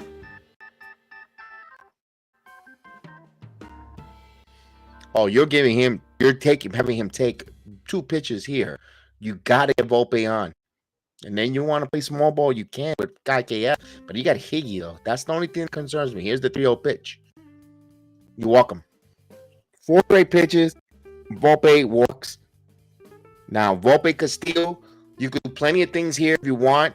You know, you don't need to sacrifice for IKF. I love the bunt fellas and ladies, but one thing I like here, I think I kind of Falefa earn a chance here to swing away, not having to sacrifice. I will go hit and run with Volpe with Isaiah kind of Falefa. I won't ask him to sacrifice. That's just me. Here's the pitch. Outside for ball, 1-0.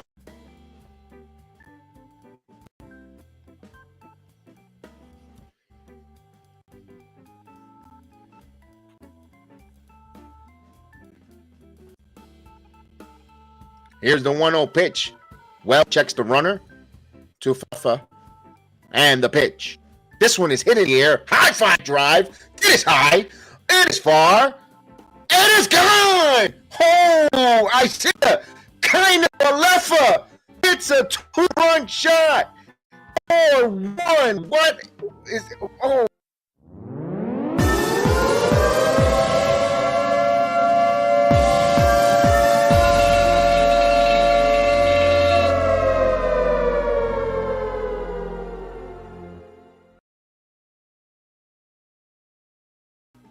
So Isaiah serves a left for Old Rice into left field, and it's a 4-1 lead Yankees. He's got the toughest, a triple and a homer out of the cycle, a single and a double, and we got a cycle going on here. 4-1 Yankees. Here's Higashioka. The pitch. Up high for strike. 0-1. Wow. Kind of a leffer. 5 for 11 with a double triple. With three home runs in the last 6 games. Wow. Down low. 1 ball, 1 strike. Falefa, and I told you he deserved the right to swing the bat here. You didn't have to sacrifice with him, and did he reward the team here. 4-1.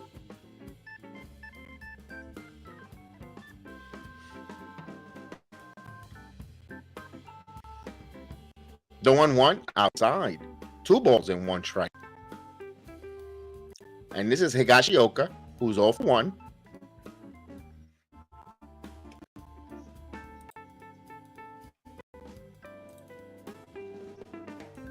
Yes, that Maria's enjoying it, and he fouls it straight back. 2 balls. Let's go, Maria. Did you see the don't go at the end of the game? I'm gonna go. We looked in on Hicks and possibly his friend Donaldson. And Hashioka too. Hold on a second as we waiting for Iggy to come up here. Iggy, 2 balls, 2 strikes for Higashioka.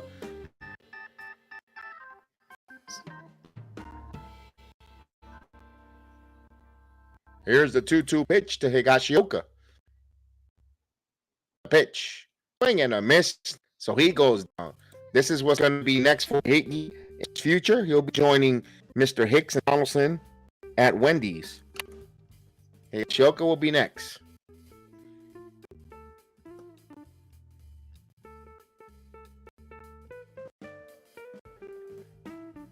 So Torres will also homer last time up. A 2-run shot variety. Yankees up for 1. The pitch down low. 1-0. Puts a changeup down and away. Of course, Torres 1 for 2. That one was a 2-run shot in the 3rd inning. He makes his 8th home run of the season. Here's the pitch. There's a call strike, another changeup. 1-1. It squares the count.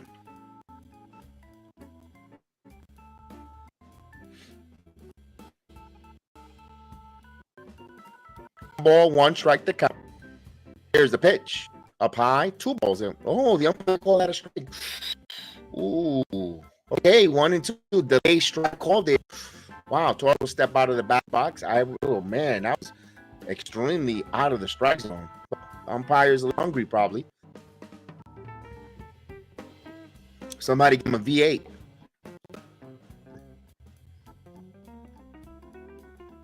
So 1 ball, 2 strikes to count here on Torres. And pitch. Outside. 2 balls, 2 strikes.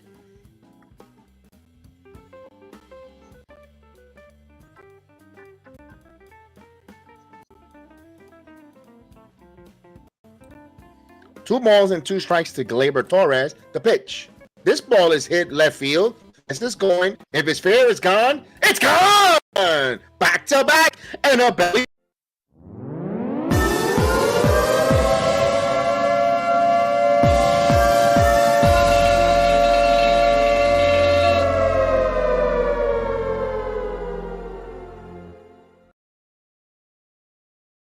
Cortes, he went back to back and Betty himself.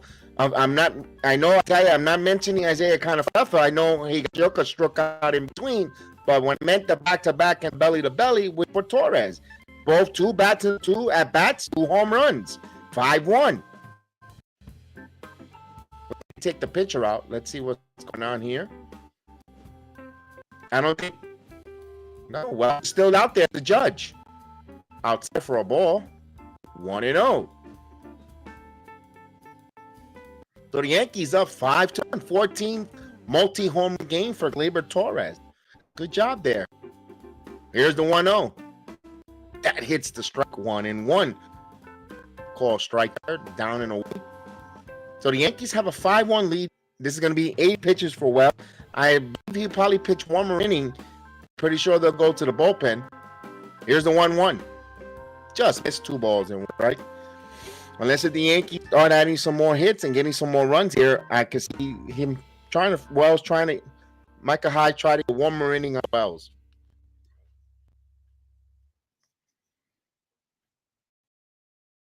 Three balls and 1 strike to the big man, Aaron Judge.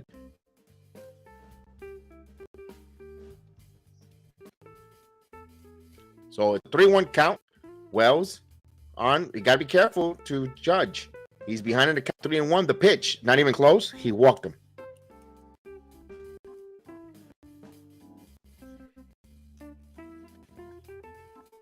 Now, we were talking about it before the 2 home runs by Torres. We were saying Torres was struggling. He was 2 for 13, and Maria said he's gonna get hot, and he got hot. And when you have Judge, who's himself on fire, you're gonna see better pitches.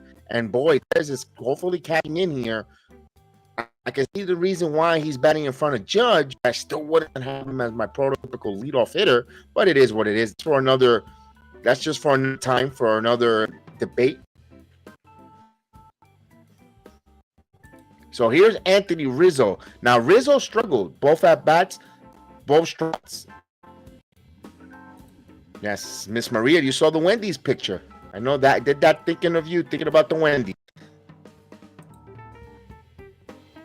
So here's Mount visit by pitching coach. We'll try to reset here Wells, and as we get some bullpen action for the Orioles, Bowman starts warming up for the O's.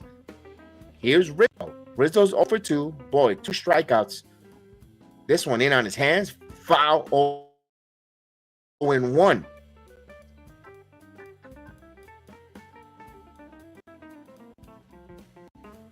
Get some warm-up action in the bullpen for those.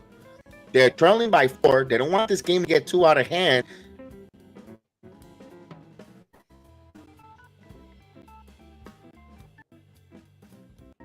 And the 0-1. Up high. 1 ball, 1 strike. The count is even. Judge the runner at first. Yankees gonna bust this game open here. They are at 3 runs in. And the 1-1. Just missed 2 balls and 1 strike. The count.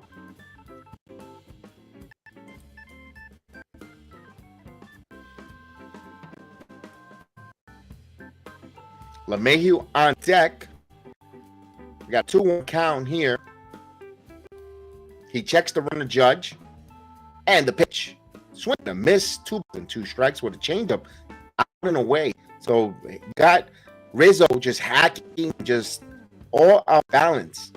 Missing on the ball up and in. Now the ball down and away. So got Rizzo unbalanced here. Let's see if he can put him away here.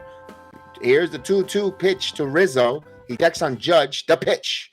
This one foul tip. Still 2-2. Kept alive there.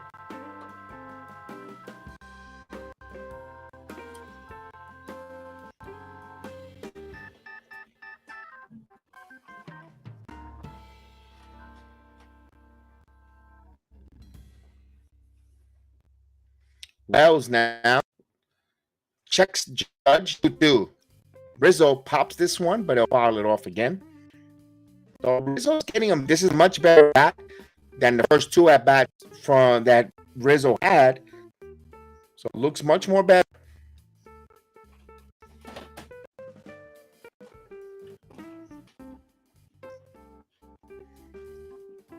Time is called. Rizzo will disrupt it. He's able to use a timeout. Get out of the batter box and regroup. 88 pitches here for Wells.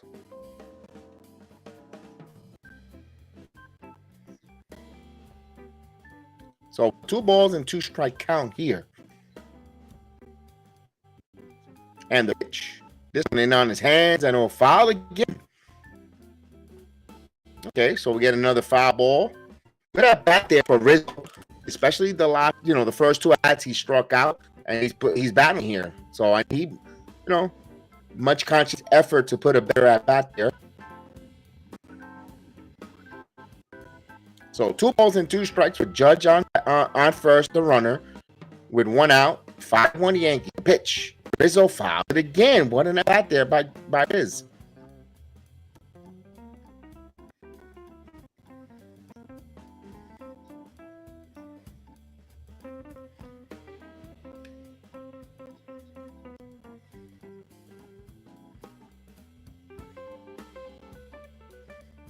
So it's a 2 balls, 2 strikes to count. The 2-2. Just missed. The count runs full. 3-2.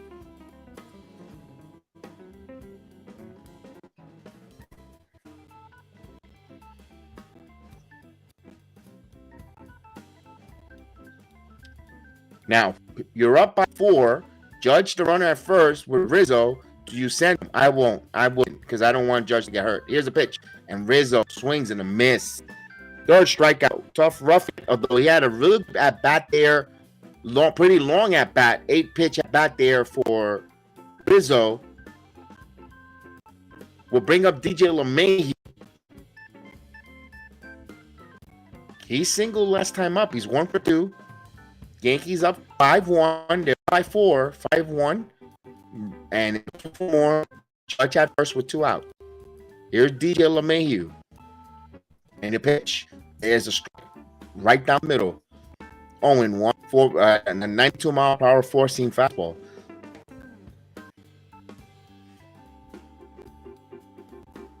At this point, Wells is just trying to trust his defense, make a play, and allowing the hitter to put some contact.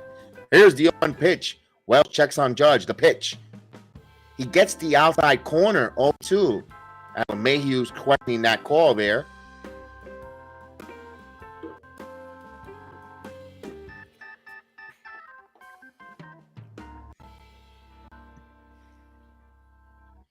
So here's the 0-2 pitch coming to DJ LeMahieu. Wells deals. LeMahieu grounds this one. Ortiz gobbles it up for a long diamond and gets LeMahieu. That would do it. However, the Yankees, 3 runs on 2 hits. They won. And they have a 5-1. We go to 6 for Nestor Cortes. Now, want to see. This was a pretty long inning for Cortes. Hopefully, it doesn't affect him. Continue to throw strikes with his command, get ahead of the count, and will love a quick inning here. I think the Orioles will go to their bullpen. I don't think Wells will come out to start the bottom of the sixth. I think the Yankees will be getting into the Baltimore Orioles bullpen. Personally, what am I looking for here? Of course, Yankees to continue to pitch well, continue to quick innings, strikes. Also, get back into that Baltimore bullpen, get them back up on offense, and start hitting the Baltimore Orioles bullpen. Put them in a pickle, especially you have a game tomorrow night against the Orioles. Let them go. Let them use a lot of different relievers, miss the match, and if Cortes could keep his pitch count low, possibly pitches into the 7th, possibly 8th, depending how everything breaks. I know with Boone, he gets a niche in his aim is to try to, the first sign of trouble to remove pitchers. But my point is, if Cortes could get into maybe 6 2/3 inning pitch, you don't have to you don't have to use a high level reliever. And if you continue to add more runs for the Yankees, get into that Baltimore bullpen, you have another game tomorrow afternoon or tomorrow night. You also want to be able to have the Baltimore bullpen taxed a little bit. That's how you win series. That's how you get a possible sweep. But right now, it's one pitch, one inning, one game at a time here. You have to worry about right now what's in front of you. And it's Nestor Cortes's top of the 6th inning is the most important inning here because you want to shut down. You don't want to allow Baltimore to creep back with 1 or 2 runs and think that, this is a close game. You want to keep it at a grand slam pace away and add to more. And that's what you need to do if you're the Yankees here. We shall see.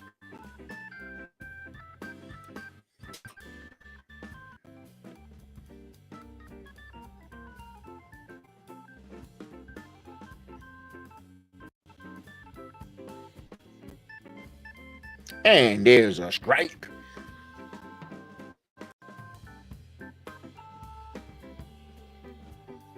And the pitch to Ortiz, he grounds it 0-2. Ortiz behind in the count 0-2.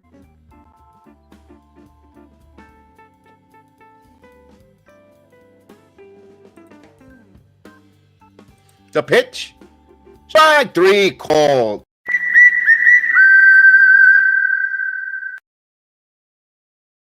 Away, 1 out.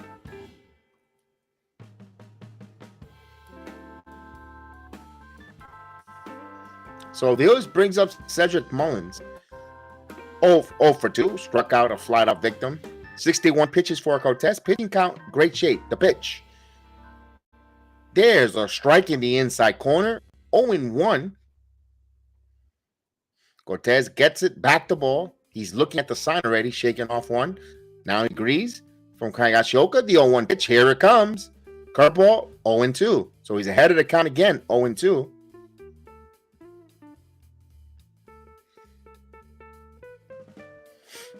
Look at Cortes. He gets that ball. Mullins asked for time. Trying to regroup here.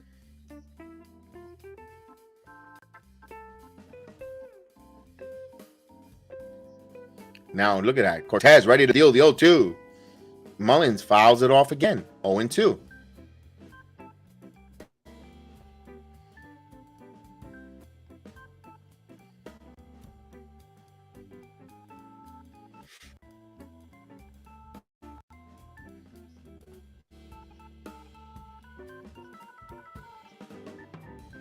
Here's the 0-2 pitch. Cortes deals curve, and it is foul.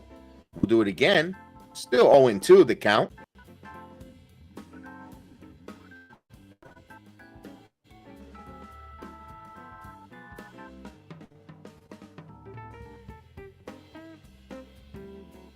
Now Cortes ready to deal the 0-2 pitch. Sidearm, just low. 1-2. So Cortes trying to drop down, try to change his angles there to confuse. This is a pitch that sets up this next pitch here on that. Change the eye angle. Here's the 1-2 from Cortes. Swing and a miss. Got him.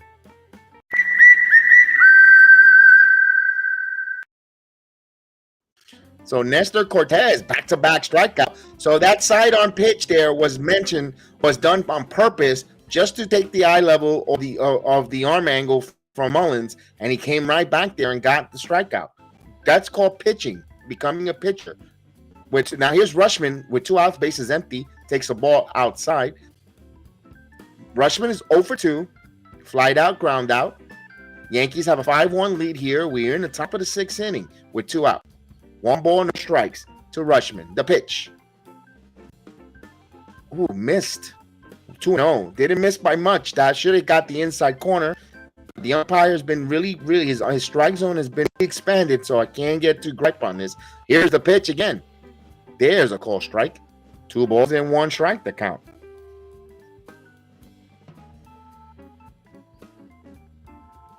This is the 70 pitches. So from Cortes, a 2-1 pitch. This one is line, and it's a base hit over the outstretched glove of Torres into center field as Rutschman is on with a 2-out base hit. And then we'll bring up Ryan Mountcastle. Mountcastle is the lone home run. And Torres got up in the air, but just missed it. So his solo shot put the Orioles on the board, but he has now Rutschman at first now with 2 outs.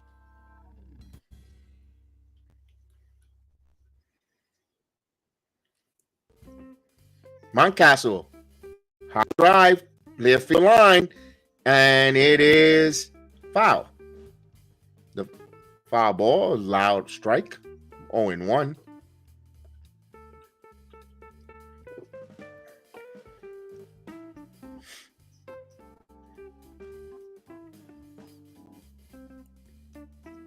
Again, nothing high on Mountcastle.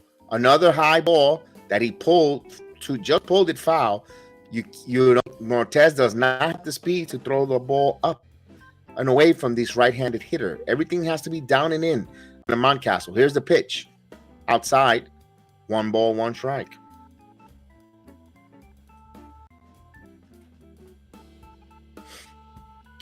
Austin Hayes is it.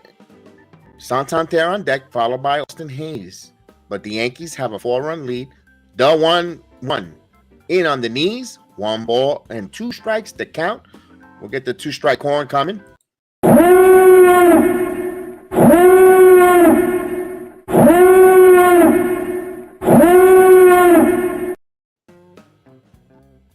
Here's the 1-2. Missed outside. 2 balls and 2 strikes.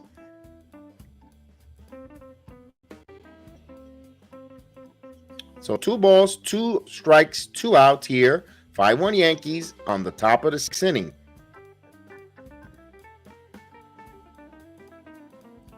So Rutschman, the runner at first here, checks it. Here's the 2-2. This one is foul. We'll do it again. 2 balls and 2 strikes again. Rutschman is the runner at first with 2 outs.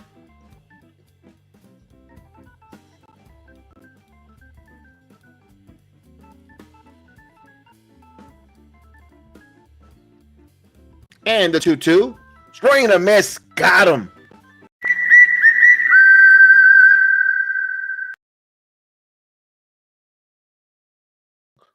Nestor struck out 3 in the inning. They'll give up that 2-out base hit to Rutschman. But what a strong inning. He's got 73 pitches there. Cortes, he's still got a good inning. Maybe 2 if depending on what the score is. For Nestor, strong 6 innings of work here. We go to the bottom of the 6 innings where the Yankees up 5-4, looking to 4 more runs. My goodness, Nestor Cortes pitching extremely well, getting ahead of the strike, and that's the recipe of victory there. If the Yankees got to continue to pitch and continue to play better here, just add some more runs. You're up 5-1. You know what? Bust this game open. You're going to have an opportunity because I think Michael Bowman will come in for Tyler Wells and you go call to the bullpen. Now you attack the bullpen. Attack the bullpen here. You're going to have a chance to get some more runs. And of course, you're going to have Harrison Bader, Blowers, and Volpe and Falefa, who's got a triple and a homer. So kind of Falefa might have something special going on tonight here. So stay tuned there. So right now we need 4 more runs. Let's go, Yankees.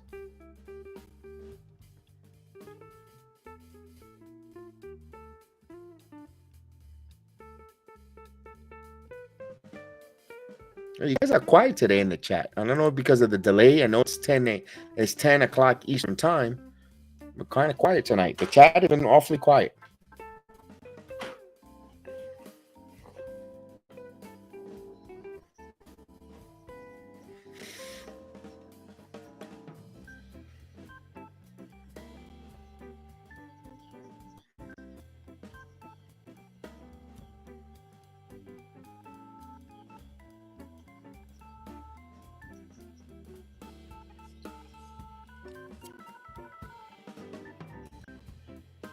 All right. So Mike Bowman, 22nd game appearance, a record of 3-0 with a 3.4 ERA, 25 innings pitch. He's given up 2 home runs, 13 walks, 27 strikeouts. So team opposing batting average is 207 against him.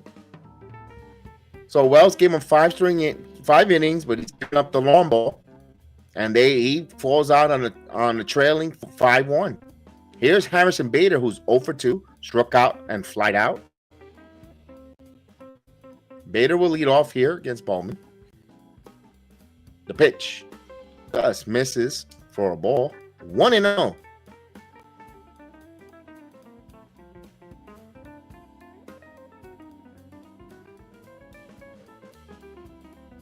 Here's a 1-0 pitch. Bader hits this one to center field. This is going back. Mullins back at the track, but he makes the play. There was plenty of room there. 1 out, 1 away. Here's Jake Blowers. He's 0 for 2, also a strikeout victim. So both left-handers are both strikeout victims twice against Wells. Tough against the lefties. Bowman ready to deal the pitch to Blowers. The pitch. Blowers hits this one, broken back, ground ball to second base. Frazier Fields throws in time. So 2 quick outs. So with 2 outs, base is empty. Here's Anthony Volpe. Volpe walked his left time up and came around and scored on the home run by Isaiah Kiner-Falefa.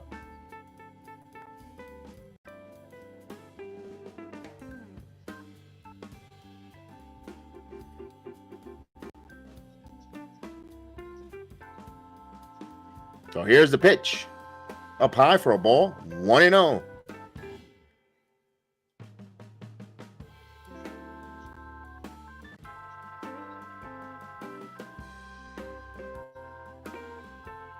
The 1-0 pitch. There's a call strike. 1 ball, 1 strike there.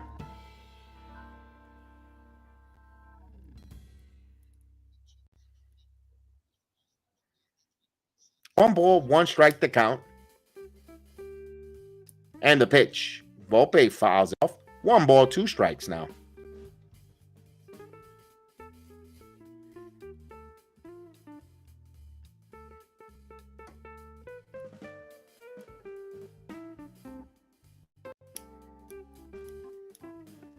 I wonder what's the attendance in Yankee Stadium, because it looked like a nice sellout there. It looked a crowd. The 1-2 up high, 2-2. Despite the 1 hour and 3-minute rain delay, when it started the game, there was a lot. It was for a Wednesday night. I know it's May and people are tired of being stuck at home all winter. Good job there, Yankee Stadium there with the crowd. 2-2. Just missed. 3 balls and 2 strikes. Wow.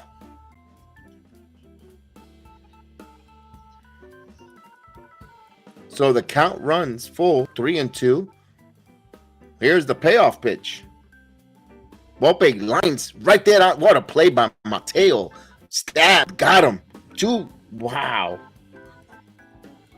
All right, Volpe hits the ball twice, 2 at bats, hot, and the defensive players have made phenomenal plays. We go now to the 7th inning.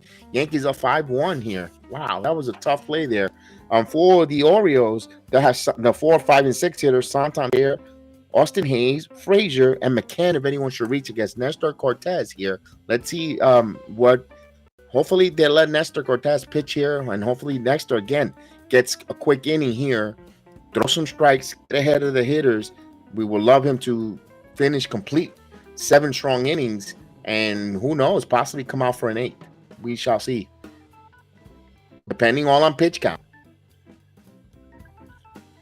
Although knowing the way that these bullpen, the way they manage the team, Cashman, And the analytics department, I don't think we'll see him come out for the 8th.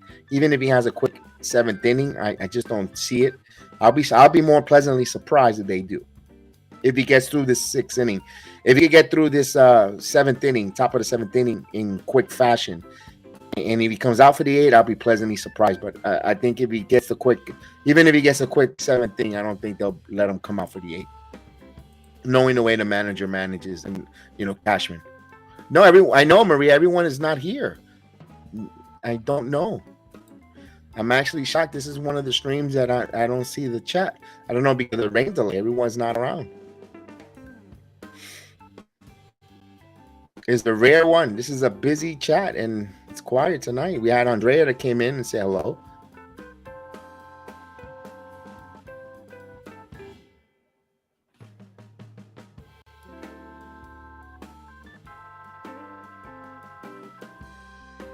So here's Anthony Santander.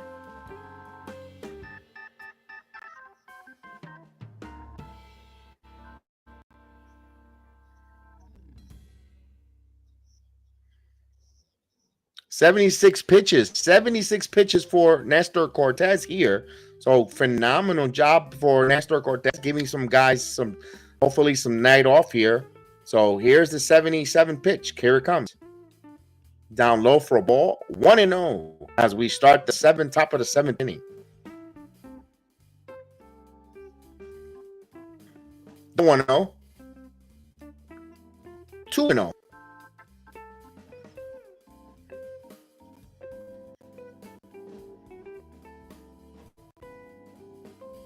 Here's a 2-0 pitch coming. There's a call strike. 2-1.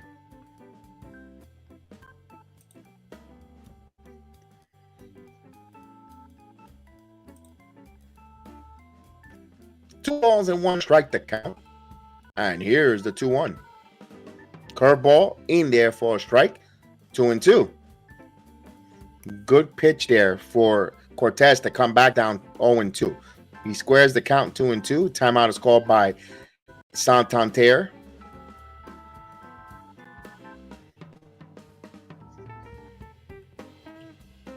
Here's the 2-2 pitch. Just missed. The count runs full. 3-2. 82 pitches here. He's got to continue to stay ahead here. Here's the 3-2 pitch. This is only his third 3-2 count. And he walked him. A leadoff walk here to Santander.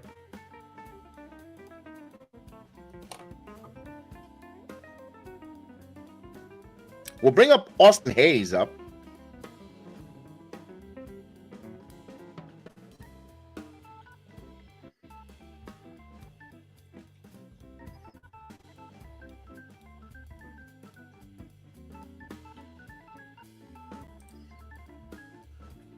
Here's the pitch. There's a strike there called to Austin Hayes, 0-1.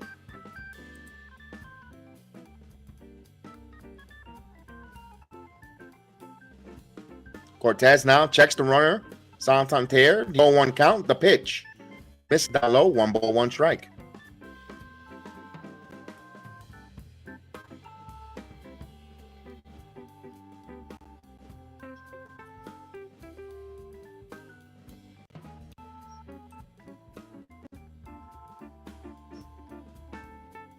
Here's the pitch, 1-1.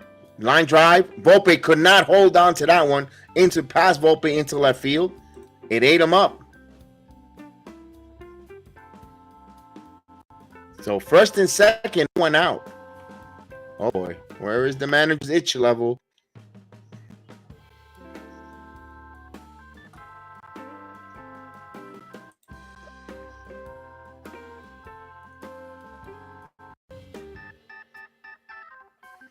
I guess the ticker has not refreshed. All right.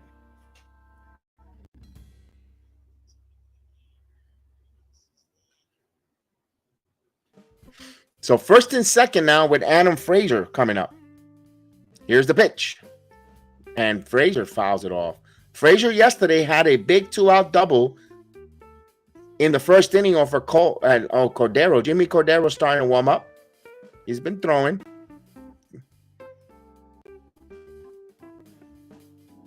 Now Nestor checking the runner Santander, the 0-1.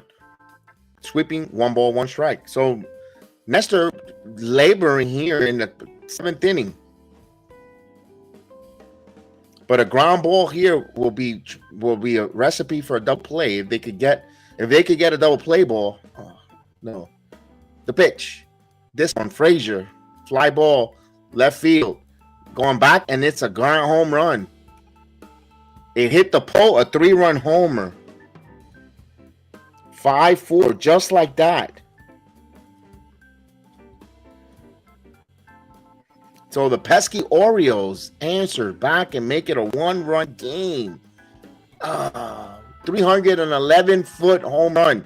Yankee Stadium gives it, and Yankee Stadium takes it.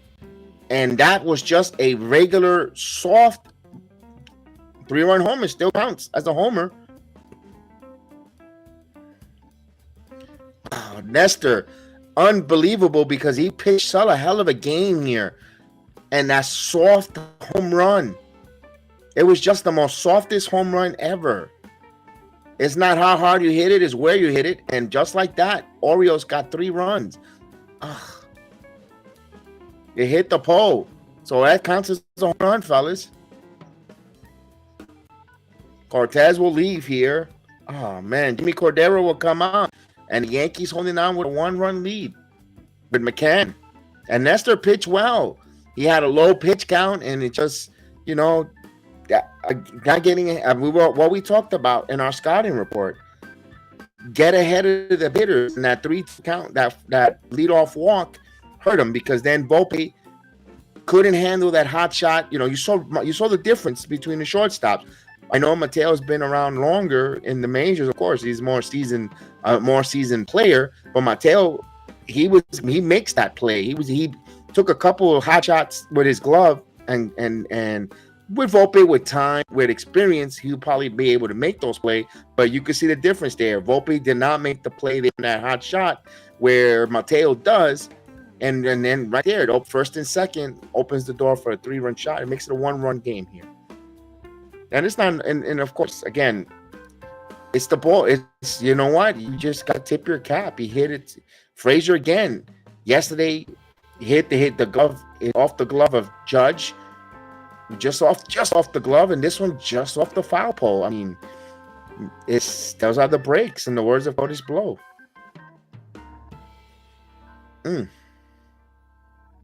So now it's Jimmy Cordero. Now Jimmy Cordero has been pitching well lately. He needs to continue being in a circle of trust here. Now the Yankees going to have to get now the high leverage levers. When you had a 4-run lead, now you have to bring in your high leverage relievers to try to nurse this here and get these final outs. But the Yankees offense have to set back and help their team now and some more cushion. They gave a 4-run lead, I get it, but now they have to come back and roll up their sleeves and work.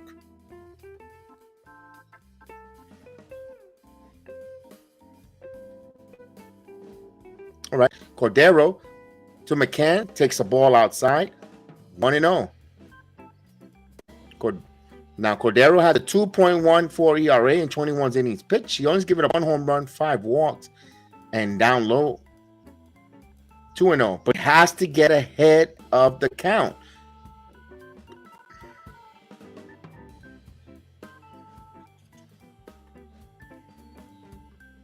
The 2-0, grounded.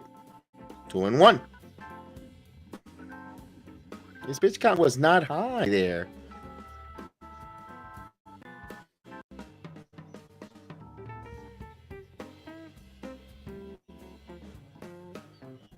Good one. Swing and a miss, 2-2. Yeah, if Volpe would have fielded that was a double play, an easy double play. Volpe has to come up with that. I know he's a rookie, and I don't want to pound on him, but if he would have come up with that double play, easy. Now the count runs to 2-2. He misses, barely missed that one. Umpires been giving that all night. Now he misses that one, 3-2. So now this is a too hot under the collar type of game here.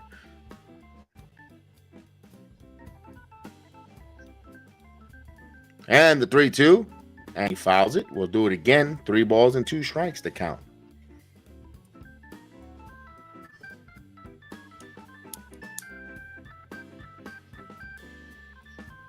you're going to have everyone else. You got Ramirez, Weber, Abreu. This one grounded, and there's a base hit. McCann picks up a single. Nobody out. Here comes the Orioles.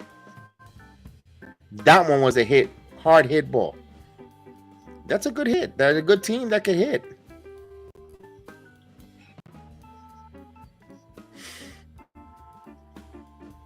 And the Orioles now putting some good bats on balls here.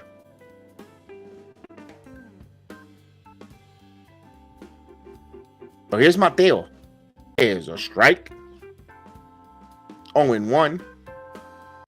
So the Yankees were cruising until the 7th inning. Let's see if Mateo could run, so it'll be hard to double him up unless it's a sharp hit ball. Cordero checks the run of the pitch. Outside, 1-1.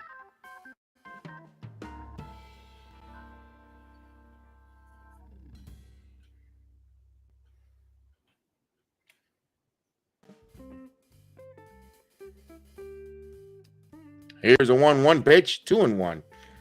Cordero's got to throw strikes.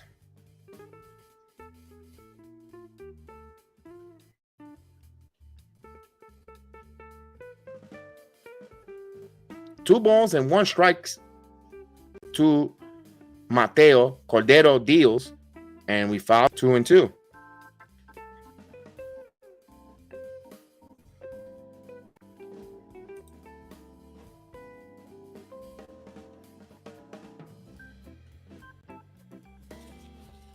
Two balls and two strikes to count. Cordero now gets the pitch.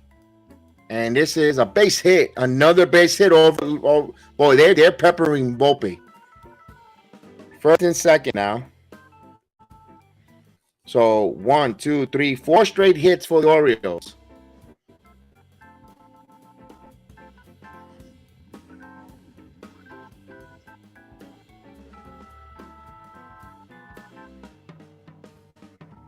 So here's Ortiz. Here comes Matt Blake. Here is a pitching mount, a coach, and Gunnar Henderson will come in. So Henderson will come in and will come pinch hit for Ortiz, the lefty.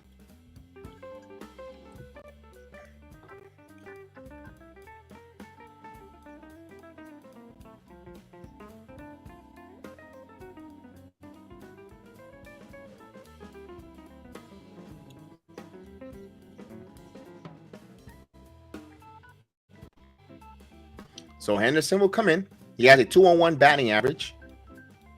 The lefty Henderson.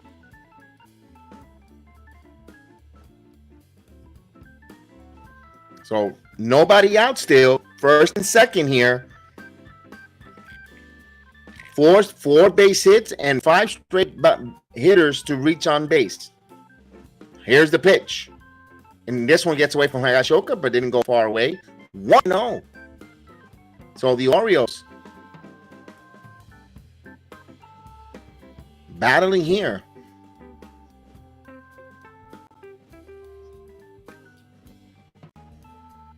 The 0-1 pitch. Gunnar Henderson, there's a base hit. This might give the Orioles the lead. McCann will score. They're gonna send Mateo. He got speed. He'll score. Wow. Orioles up 6-5 in a blink of an eye. Yankees were in control 3/4 of the game.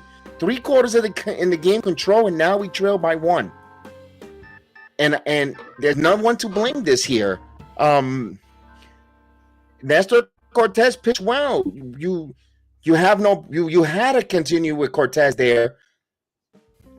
Man, just got to keep your caps here to all the Orioles. They're really a tough team here. Here's Mullins. There's a pitch down low. 1-0. Corners in here. So the Yankees had a 22 and a third inning scoreless from the bullpen, and he fouls it 1-1. And Now Rizzo was nowhere near it. Scorched Rizzo. Henderson comes up with a big pinch hit. Double. 2-run double. 1 ball, 1 strike to count. Here's the pitch. And this one is foul. 1-2. In on his hands. As Alberto Abreu starting to warm up.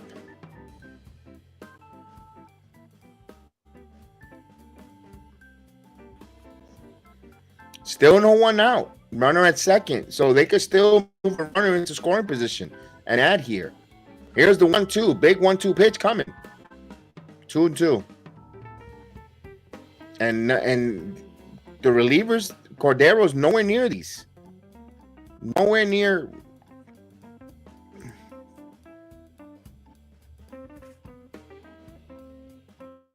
Here's the 2-2 pitch.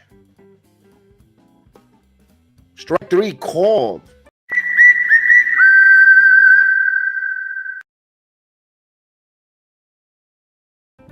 Yankees finally getting out here on a backwards K there, and they got a lot of the plate there. Good pitch there by Cordero. Big out there, but now you got Rutschman. So he's Adley Rutschman, who's 1 for 3. Orioles have taken the lead, 6-5. The pitch. There's a call strike. 0-1 with a nice slider.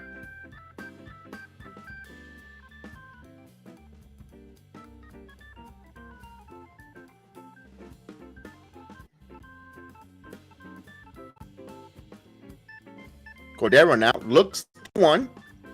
Foul tip into the glove. 0-2.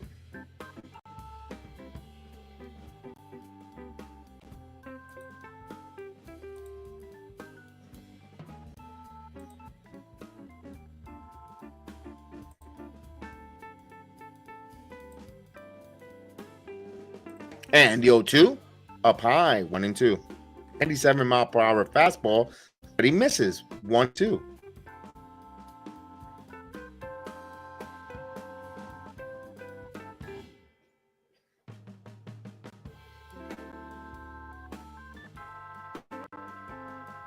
You have a 1 ball, 2 strike count here. The pitch. Down low, 2-2.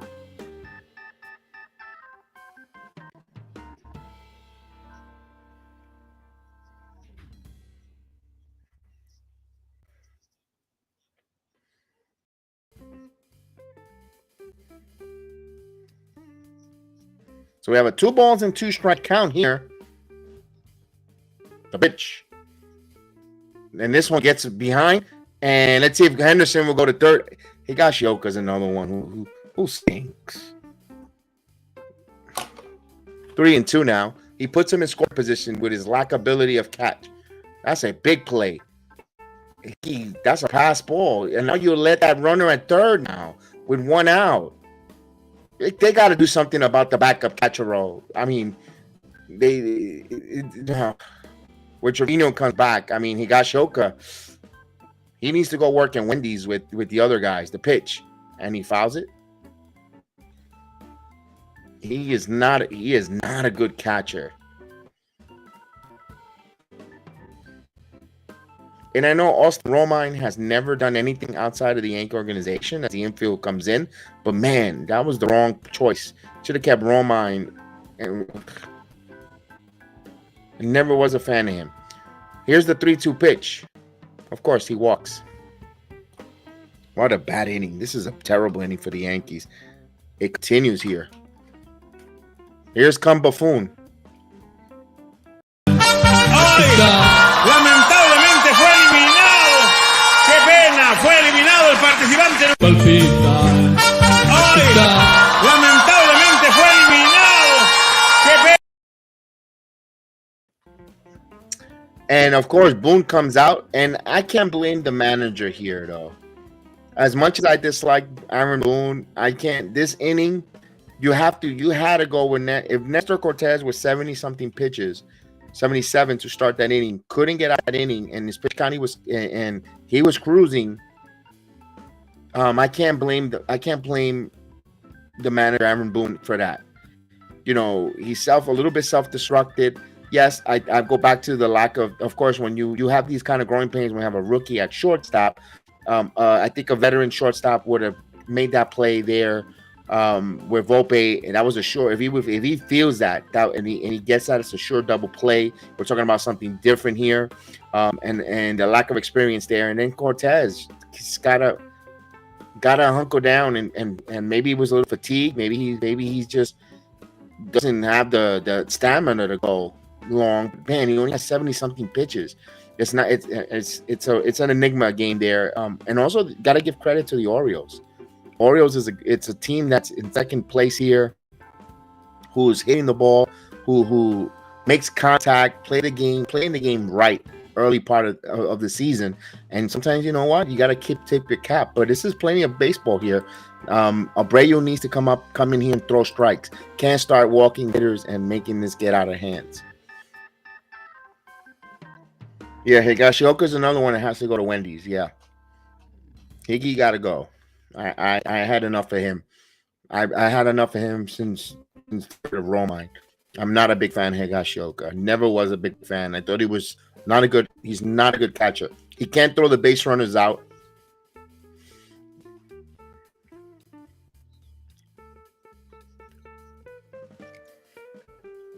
So here's Alberto Abreu. It's going to be 19th game, 2-1 record with a 4.23 ERA.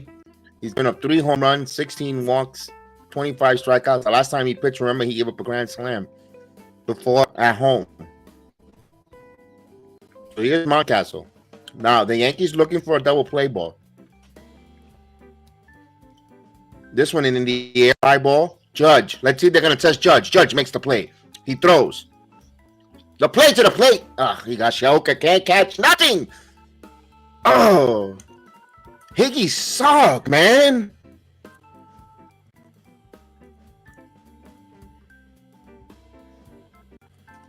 Judge had a good throw. The throw a little bit off the line, but man, Higgy.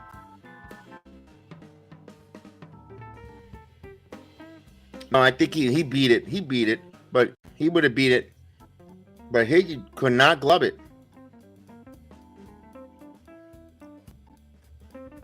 So 5-7-5. That pass ball by Higashioka allowed that 7th run in. So now Rushman is at second now. Here's Santander. And there's a strike. 0-1. So 6 runs and more here, possibly for the Orioles, as they have stormed back and take the lead.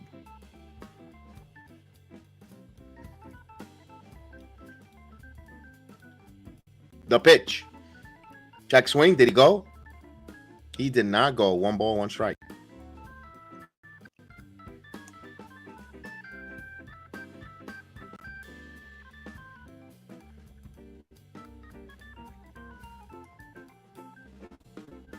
Here's the 1-1 pitch.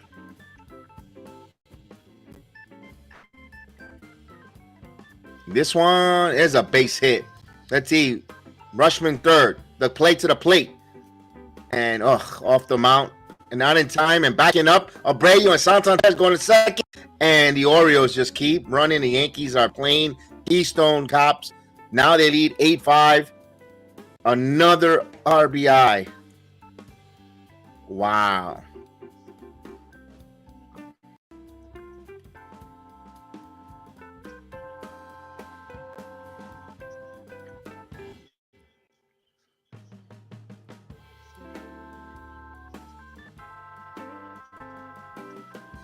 Oh, man, what a bad inning for the Yankees here. 7 runs, and another runner in scoring position. And they have taken a 3-run lead. RBI single and an E8 for Bader. That's a tough error for because if and swinging a miss. If Rizzo would have cut the ball off there, it would have saved them an error. Oh man, this was ugly. This is the most ugliest inning in the season. 8-5 Orioles. And the pitch. Down low. 1-1. And again, I'm can't blame the manager here. As much as I dislike him, as much as I ridicule him yesterday with some of the dumb moves he did, I can't ridicule the manager here. I'm gonna go with the players here. 2-1. Full blame on the players. First for Givens starts warming up for the Orioles. 2-1 now. 7 runs. The best ERA in baseball, and swing and a miss 2-2. But of course, their best ERA because they didn't use their high leverage.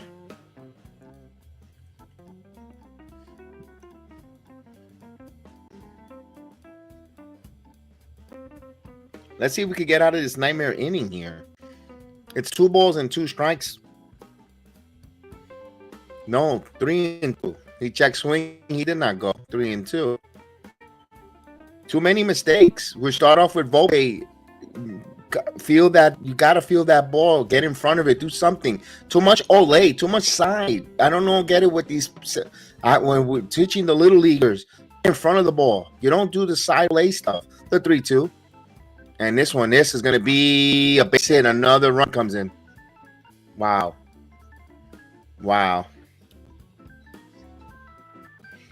9-5.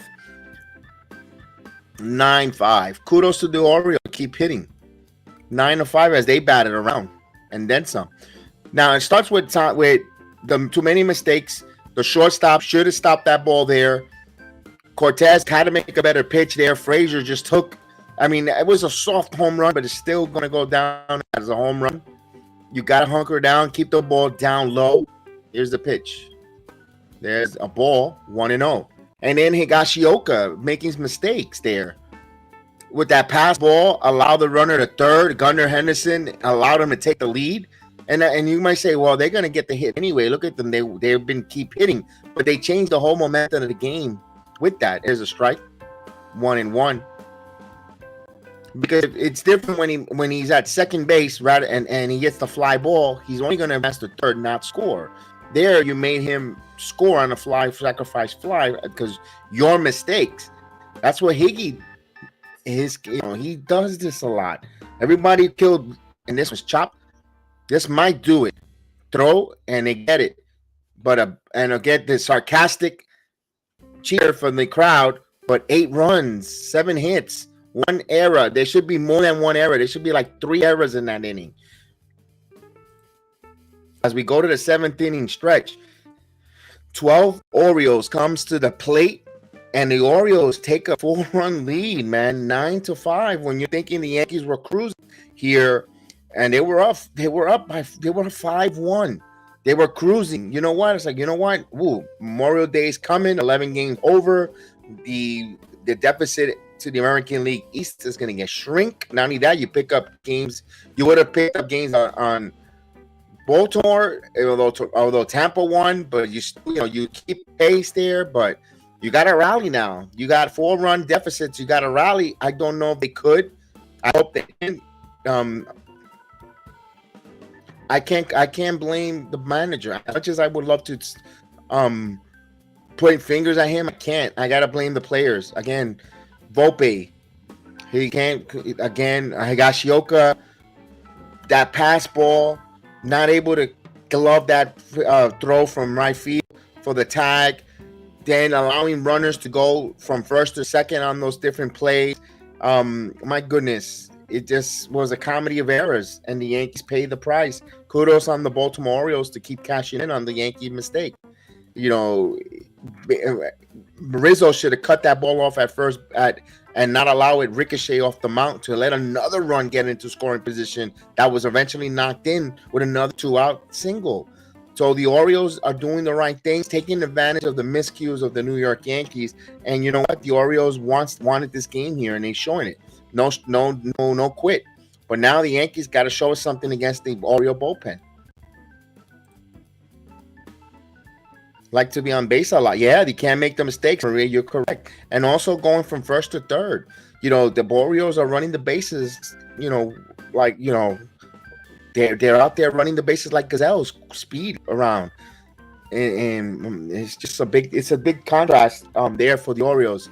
Now, but you have to try to go up against the Baltimore bullpen, who's a little bit gassed there. No, I think we'll see Cano, and Bautista was shaky. If the Yankees make this a close game again, you know, as we say, good evening, Mr. Billy Ward. What's going on, Mr. Billy Ward?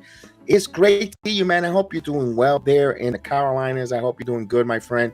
Great to see you there, man. What a bad inning for our Yankees, though, in that seventh. It was it was a good game up to this point until the top of the seventh inning. A good game, and just the wheels fell off.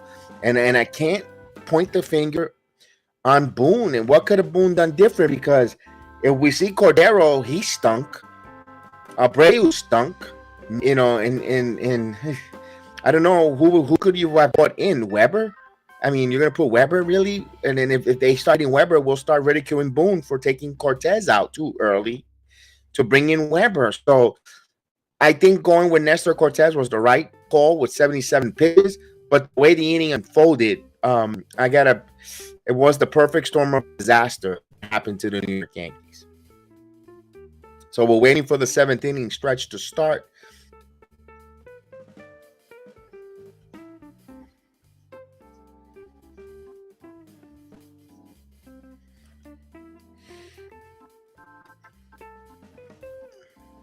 And that took Tyler Wells off the hook. Tyler Wells was not good. The Yankees took advantage of it. So you're going to have Falefa, Higashioka, and Torres. I will pinch hit Higashioka. I had enough of him. Givens takes a ball outside. 1-0. Henderson is at third as the replacement. So Michael Givens. The pitch. 2-0. So Falefa's 2 for 2. He has a homer and a triple. The 2-0. This one foul back. 1-2. 2-1. Excuse me. 2-1. Said it backwards.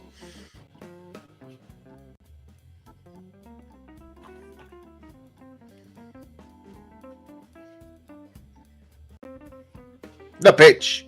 Falefa. High fly ball to shallow right. Santander makes the play. 1 away.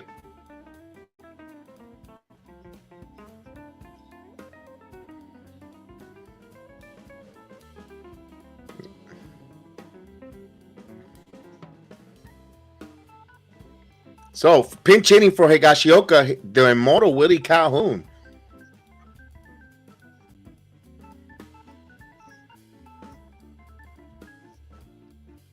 Here comes Willie Calhoun off the bench.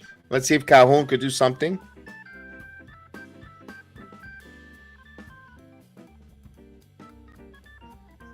The pitch. Outside. 1-0. I hope they're sending a message here to Higashioka's rain. Starting to rain again here. And if this game gets delayed, here's the pitch. Grounded foul. So I'm letting know everyone on the stream, if they put the tarp back on for a rain delay, I'm not returning back from the stream. I've got to get up early in the work. So hopefully we can get this game called in.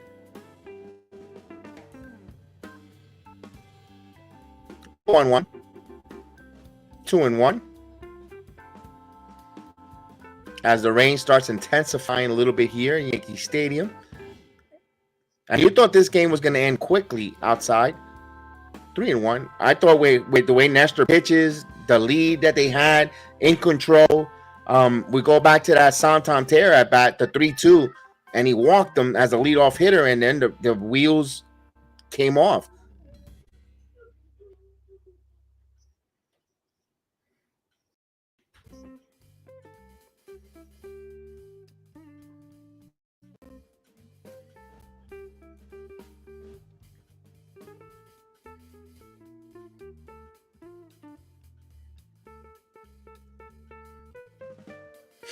So the 3-2, he walked.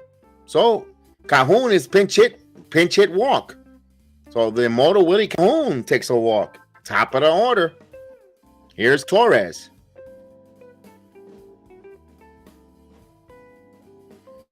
Just keep passing the baton. Just sit.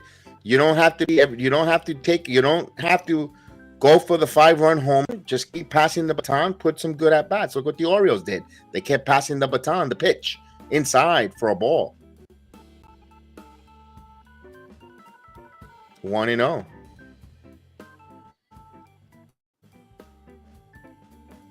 The pitch. Oh, it hits Cortes. 2 on now. Judge will come up. So you're going to bring Judge here up with 2 on. Now, I know it's raining and the ball might be slick, but it hit Torres right on the elbow pad. Okay. It was coming to the ribs. It was heading to the ribs.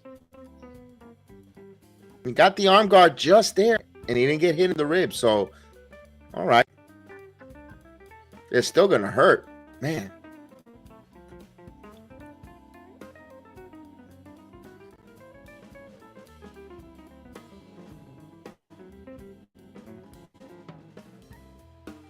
Here's the mount visit by the pitching coach.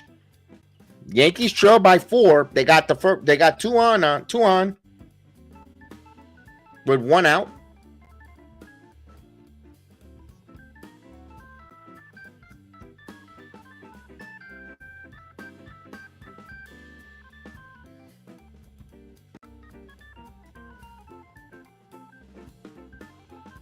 And the pitch down low for a ball. 1-0. You got Rizzo on deck, who's 0 for 2. Couple strike, 0 for 3 with strikeouts. Oh, this one outside, it gets away, and runners will move up. So you got second and third with no 1 out. That's a crazy wild pitch by Givens.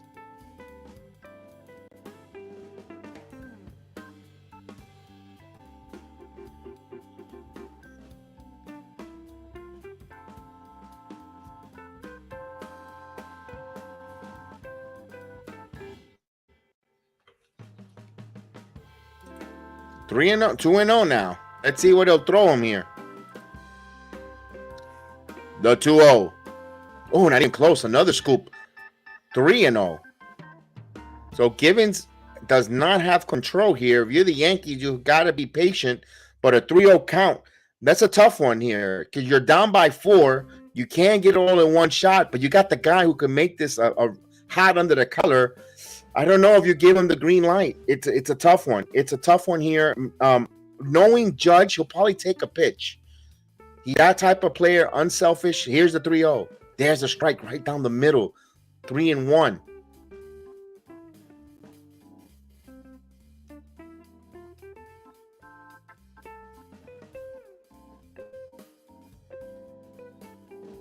Here's the 3-1.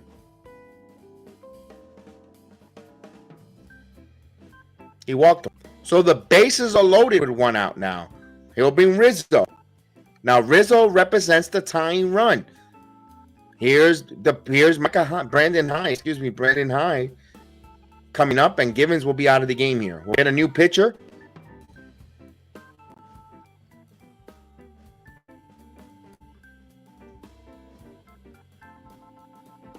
So he's going to bring a lefty against Rizzo.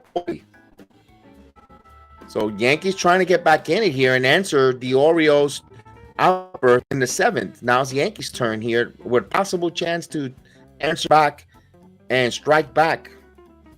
Can the Bronx Bombers strike back? We shall see here as Danny Combe will come in. Orioles have 2 left-handed pitchers in the bullpen. They'll bring the first one.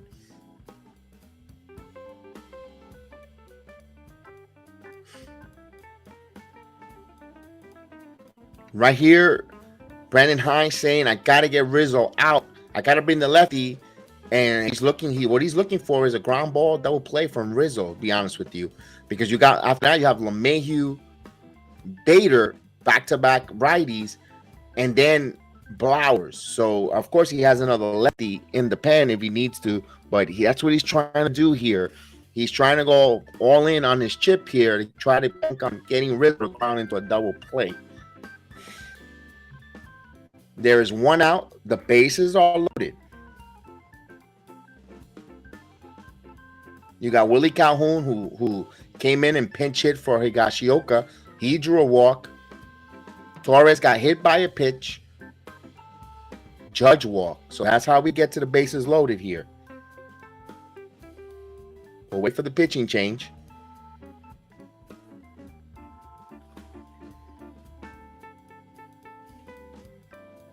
And that was a good move there by Boone, putting Willie Calhoun. I'm not a big Willie Calhoun fan, but if you're going to take the lesser of the two evils, I mean, Higgy wasn't doing anything. He with the mental errors there behind plate, I thought he had a terrible game. That home run at Mountcastle, he called for a high pitch up and away and a right-hander, and Nestor obeyed to what the catcher called. You know, he got hit, and then that pitch there to Frazier, another high pitch where to the left he just drove it to and hit the pole. Let's see what the Yankees could do here. Bases loaded. Johnny Coulomb comes in against Rizzo. Here's Coulomb to Rizzo. The pitch. This one line. Looped and it is no, it's a base hit. It's a base hit. A single RBI and the bases are still loaded. 9-6 Yankees. Orioles, excuse me. I thought he caught that. I think they're gonna go to replay here. Let's see. No, it's a single. And it just bounced right into the hands and the glove. If that ball would have ricocheted and not got in the glove, the guys are running. You're talking about probably cutting the game down to 2 runs or 1. Bases are loaded for DJ LeMahieu now. Yankees trail by 3, 9-6. Bases loaded now. Tying runs on the base now. Pat. There's the pitch. Inside for a ball. 1-0. Torres at third. Judge at second. Rizzo at first. 1 out. Yankees trail 9-6.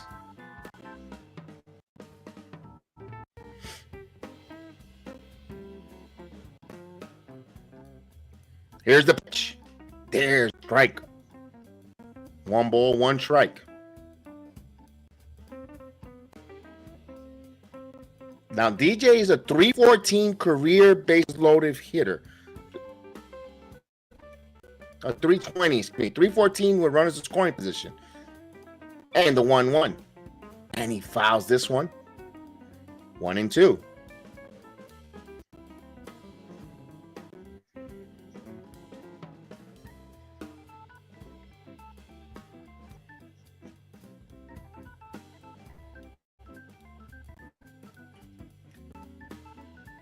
One ball, 2 strikes. He got to protect that plate. You can't take a strikeout. That's the worst thing you could do here. You got the right hitter up there. Contact hitter on DJ Mayhew. 1 ball, 2 strikes to count. The pitch. He swings and a miss. Jinxed it. I can't do that. That's the problem with this team. No matter, even you could put Tony Gwynn in this lineup and they'll still swing and a miss. It's like they put that uniform in this strikeout seat.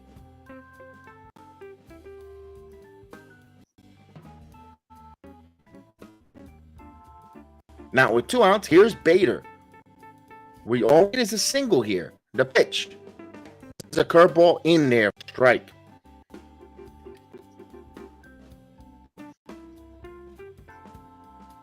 This is a huge at bat for Bader.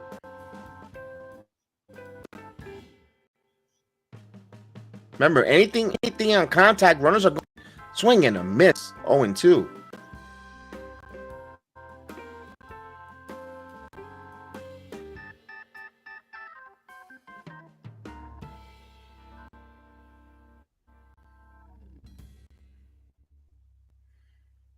So it's an 0-2 count here. Bader.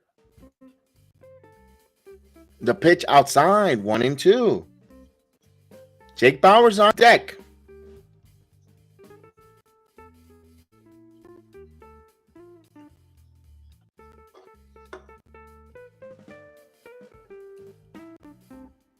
Here's the 1-2 pitch coming. Bader grounds it right there to Henderson. Henderson steps on third for the force. But the Yankees get a run, but they leave the bases loaded. Again, another opportunity there with DJ LeMahieu. You know what? I think I don't know if we're going to have that conversation, but I think we're going to have that conversation soon that the best days of DJ LeMahieu might be behind him.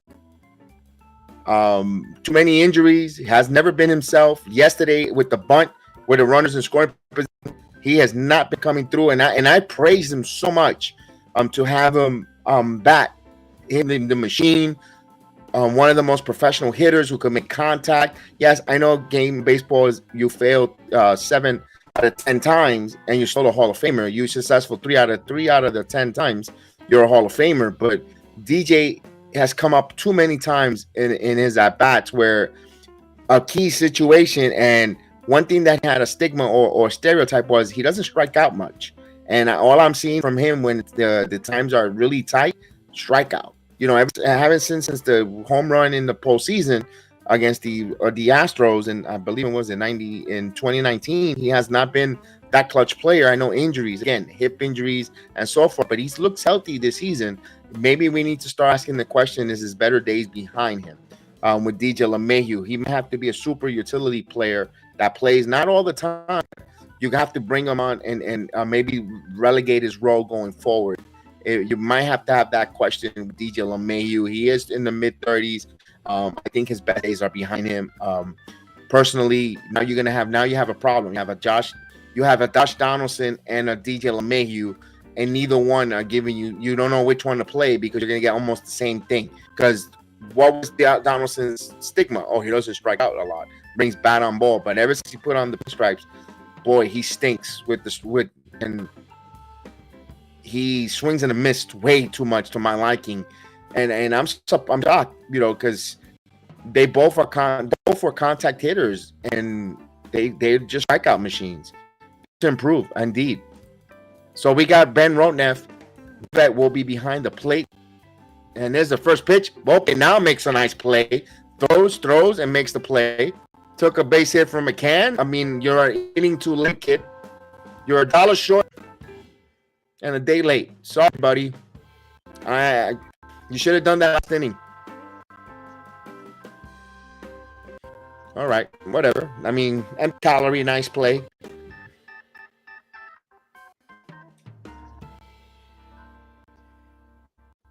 Here's Mateo. Yankees trying to keep it a 3 lead here. There's a strike.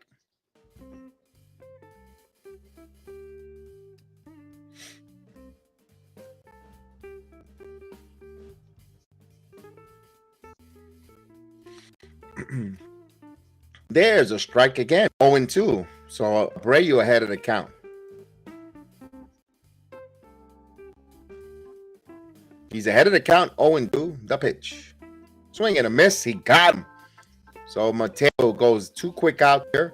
Now Abreu's pitching well when they're trailing by 3 or 4 runs. When there's no pressure, they play well. The minute you need to come in to get some big outs, they're here getting. Here comes Buffon. Why? Just let him finish the damn inning. I don't get it. Why he does this? All right.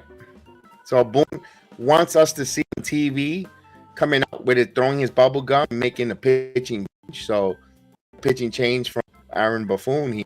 I don't get it. We just hear in the 7th inning. The Yankees are crying about bullpen budget. Oh, this reliever is not available. This reliever is not available. This reliever is not available. Okay, so he got 2 kickouts. Abreu here. Why in the world are you going to change the pitcher? Let him finish the damn inning. Take us into the bottom of the inning. Let him finish it. Now you're gonna let him finish it. He's not gonna put him out anyway. Abreu. So what is it if we pitch a couple more pitches? And this is the philosophy that I don't get when he comes him as running a bullpen. And of course, and it's not the reason why he was in this game here tonight. But these kind of moves, these are the kind of moves that keeps me skeptical on the manager in October to help advance the team. These kind of dumb moves. These are the kind of moves that whoa. That makes me wonder if this is the right guy to take the Yankees to the next level. Let me ask this and I'm going to ask on my on the Memorial Day picture of the team. Did they really? And you know what? I'm gonna ask this question. Watching the stream here, I'm with myself there. Did this team changing managers? Did they really improve from Joe Girardi? Let me ask that question. That's the reason. That's the reason why you change manager, because you're supposed to take you. This manager was supposed to take you the next step that what already failed and wasn't able to accomplish. And I don't think, and I leave you that to question. My answer is no. So here's Nick Ramirez.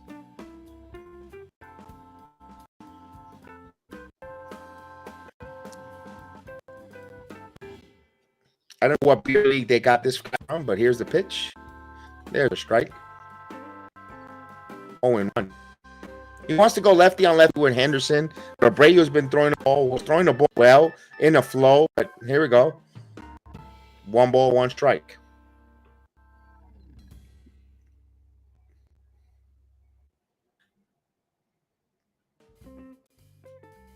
And the 1-1 pitch. This one's chopped. Foul. 1 ball, 2 strikes to count.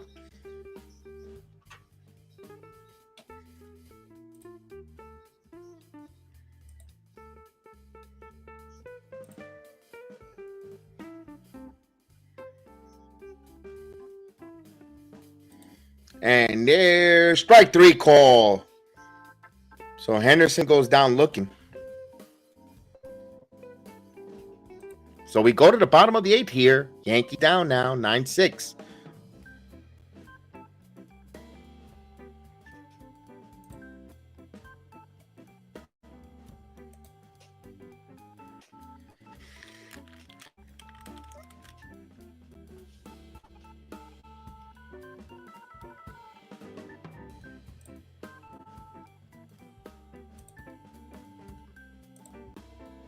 Miss Maria's. Let me highlight that, because we didn't need make other teams take advantage of our mistakes. That's what's going on. That inning there in that 7th inning, making mistakes, errors, costing different things is what the Orioles took advantage here. Let me see. Yankees committed 2 errors, but you could easily give them 3 errors on that. I think they gave Judge an uncharacteristic error on the throw. He just dropped it. I mean, he had it hit in his glove. And I know it's tough to field it on a catcher's mitt, but damn. And I think Bader should have gotten an error on a throw there when the ball, but it is what it is. We're waiting here. One day, I want to keep Coulibaly out there. Then Coulibaly to continue to pitch the lefty, because you got Hours. He probably leaves it to Hours, and then he'll make a pitching change. Volpe, Falefa, and Robert will get an at bat here. Let's see what the Yankees do. So it looks like they're going to pinch hit for Oswaldo Cabrera. Will pinch hit against Combs. All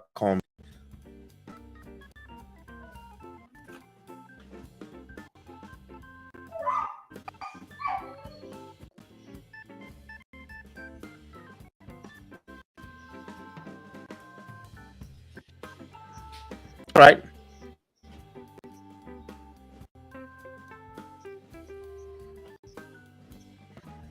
Oswaldo Cabrera will pinch hit for Powers against the lefty Kumbo. There's a strike. We'll start the bottom of the 8th inning, 0-1.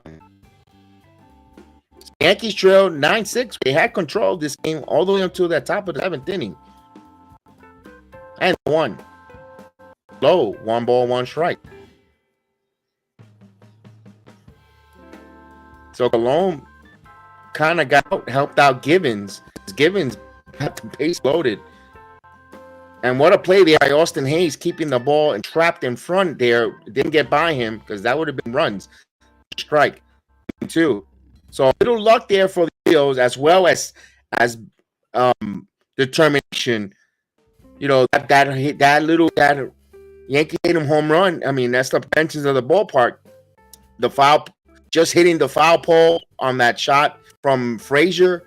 The trap ball there by Hayes, not letting that go past him. The pitch 1-2, upstairs 2-2. So Orioles, when things going right, things go right.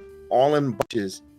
But 2 balls and 2 strikes. They got to get the final 6 outs here, but the Yankees got to show some battle here. The 2-2.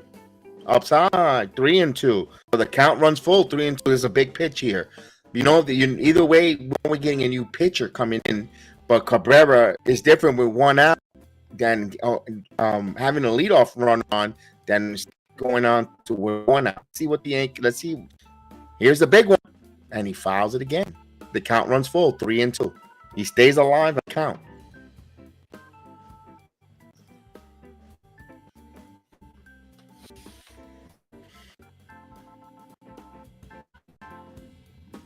So the count runs 3 balls and 2 strikes to Cabrera. And the pitch. Swings and a miss. Cabrera goes down. Boy, as an organization, they're going to be they have to, and I know it's the middle of this, and they need to think about a lot of these players. Cabrera, Cajon. I'm getting a little bit done with Cabrera's ability to put bat on ball. Bope, right? And I think it comes from the minor league system. I think the minor league system wants them this. They like these strikeouts. Because, man, I haven't seen anyone from the minor league system to come up here and be a contact hitter. Where does the Yankees produce a contact hitter in their minor league system? Here's the 0-1. Foul out of play. Sky out of play. Judge came up with a home run aspiration. Sanchez, a home run, strikeout machine. Even Pope is a strikeout machine here. And I know he's a rookie, but, I mean, contact is a contact hitter. Swing and a miss. He's got Volpe, quick 1, 2, 3. Good morning, good afternoon, and good night. This is the philosophy they're teaching in the minor league system, and so they changed that philosophy in the minor league system. I hate to say, Yankee fans, I don't think we're going to put a major leaguer that's going to be something like that's going to be a transit changing player. I know we have Jason Dominguez down in the minor leagues and Spencer Jones, but man, I think we're going to get the same type of deal here. There's a strike. 0-1.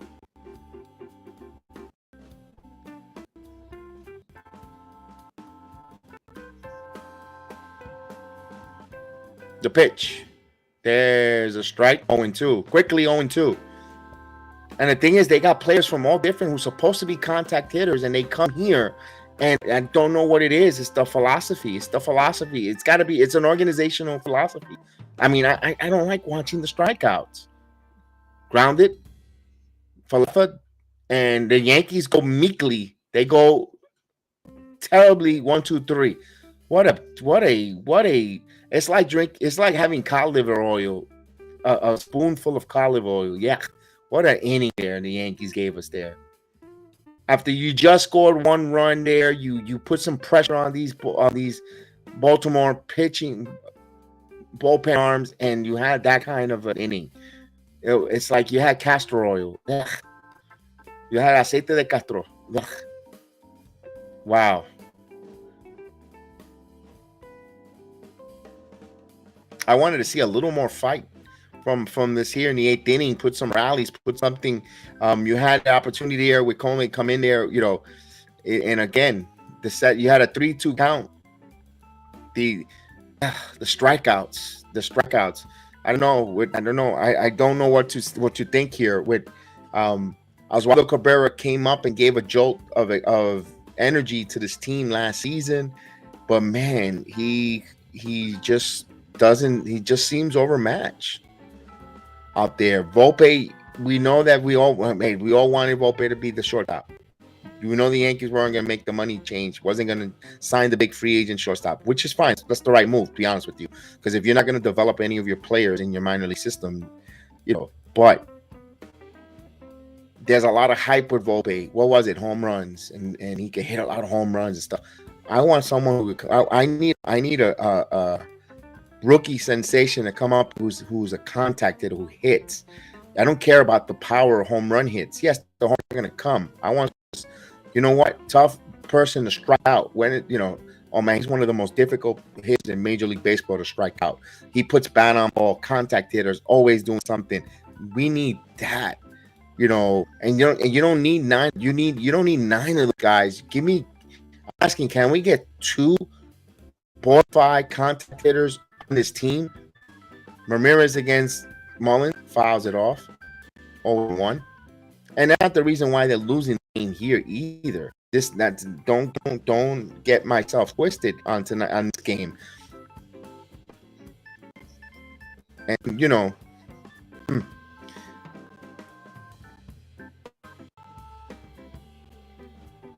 and here's the pitch. And he fouls it. 0-2.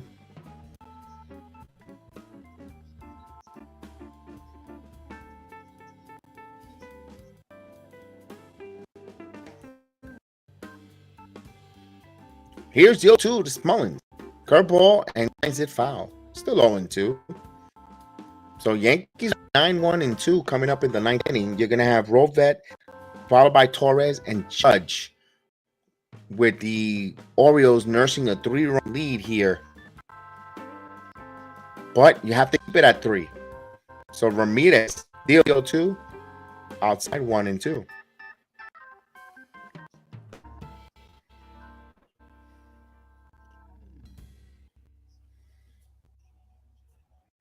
And the 1, and this one got a piece of it in 2. This game is not out of hand. The Yankees are playing like they're down by like 10.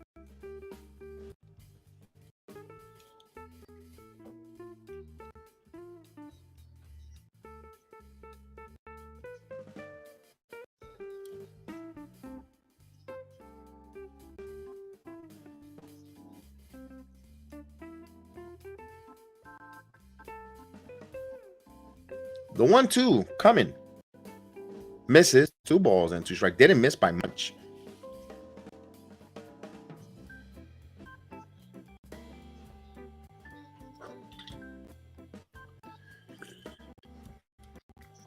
Two. Curveball. Right to the second baseman. Fields throws in time. 1 away.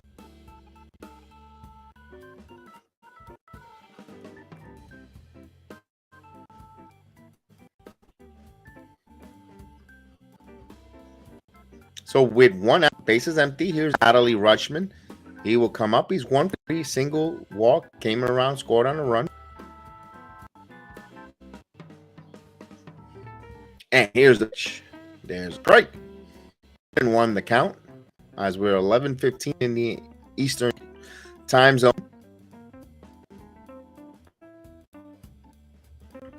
Don't want swing and a miss quickly. 0-2.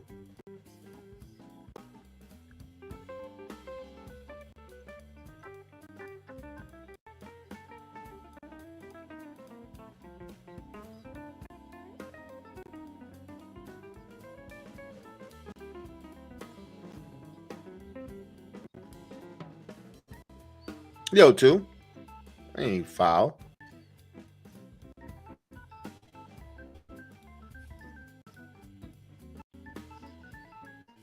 Exactly.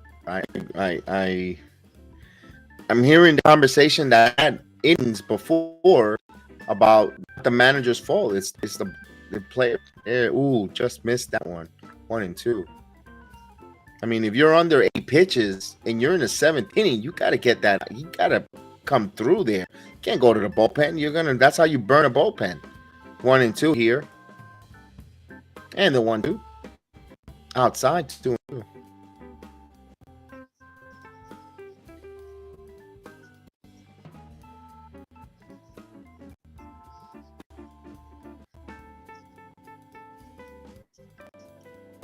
Grounded to the third baseman. Fields throws across and 2 away.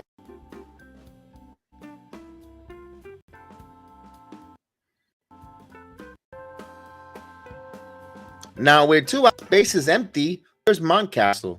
Mountcastle's 1 for 3. That 1 hit was a homer off of Nestor Cortes early in the game. It came in the 4th inning.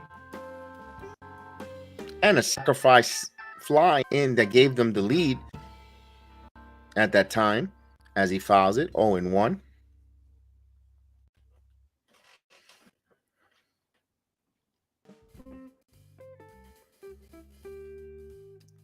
Pitch. Swing and a miss. 0-2.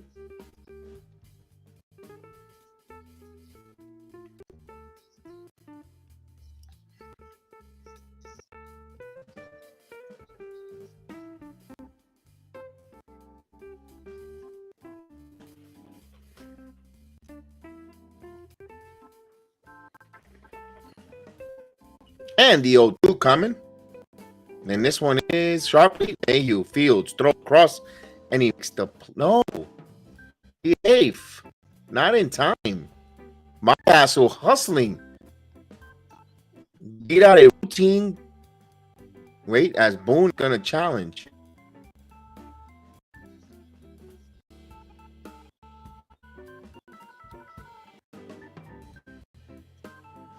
Oh no, he's out. Oh, that was a bad call. Bad call by the umpires.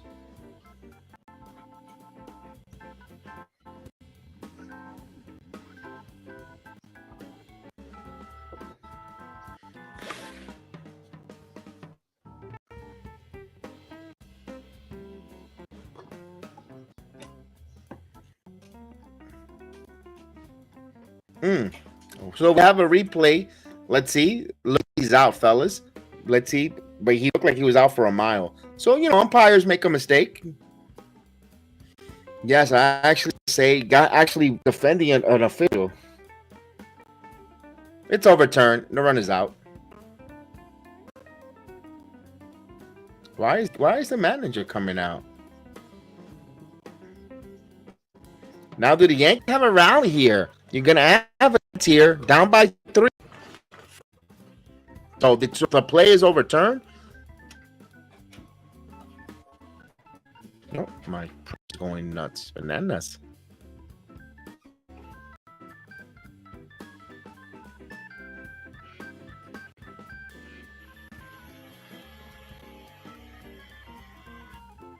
All right, so as my printer decides to print something, let's go. It's going to put out a victory for the Yankees. Let's hope a rally, a 4-run rally here in the 9th. Let's do this.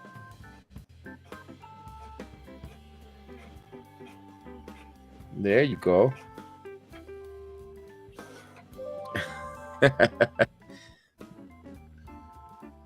So I want to thank everyone who's been up this little late, a little past 11 with me here on this watch along. Final inning, hopefully. Yankees can walk it off and send us all excited, go to sleep, happy. The last thing we need is another extra inning game, although there's this is where Ghost Runner is very appreciative. But it's still, the Yankees got a lot of work to do. They got to roll up their sleeves. They're down by 3, 9-6. Again, they'll have 9-1-2, Robmev, followed by Torres, followed by Judge. But if Ben Robmev can get on base some way somehow, and Torres could walk, set up, I love to see another encounter with 2 on, no doubt between Judge and Batista. Oh my goodness, that'll be, that'll be a worth of admission to sit down and watch. But we'll see. Oh, so it's the Padres who will be coming down in town. So Friday, Saturday, Apple TV Friday. Don't know if I'm able to do Friday and Saturday's game.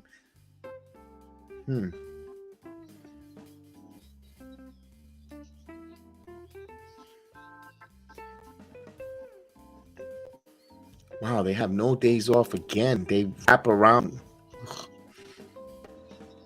All right.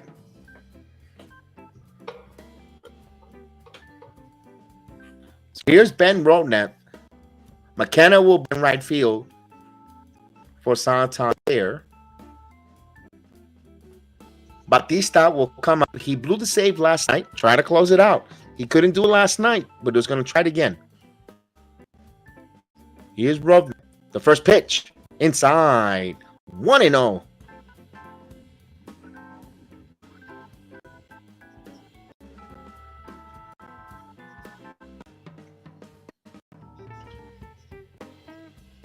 Here's the pitch.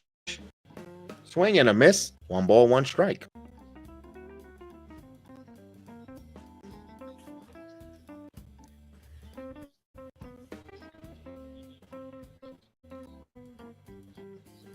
The 1-1. Hits this one right there. Mateo scoops it. Yeah, that was a nice hot shot. He got it. 1 away.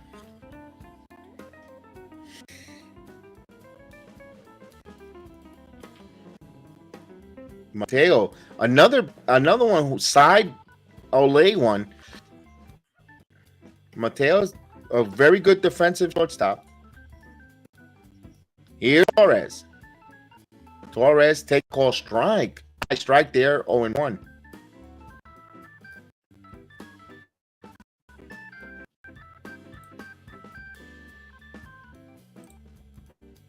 And here comes the pitch to Torres.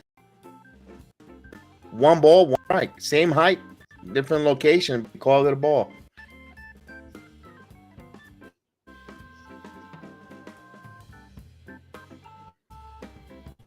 The 1-1. There's a strike. 1-2. 100 mile per hour. Oof.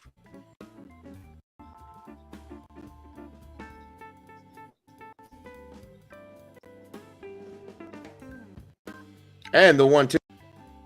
Torres swinging and miss. He's gone. 2 outs. Yankees on to the final out. The rematch here, Judge. Batista. He just blew that 90 mile per hour. We see that with some of these closers. From a Rollers chat when he started throwing splitters, and they beat by that. Here's Judge. The pitch. Outside the ball. 1-1. Judge is trying to get on base. Extended to Rizzo.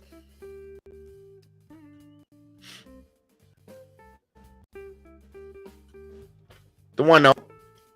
Judge. 1-1. Fouls it off.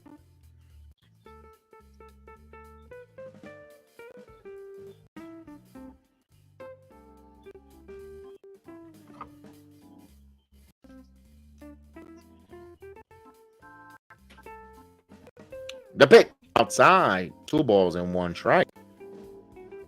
Another 100 mile. He's throwing gas. He's not playing with this. He's trying to get.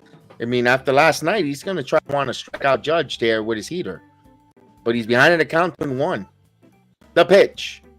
This one foul. 2-2. Yankees down for their final strike here. Orioles trying to send this into a rubber game tomorrow night against Clark Schmidt will be on the mound for the Yankees and Gibson for the Orioles. 2 balls and 2 strikes to count here. The pitch up high, 3-2.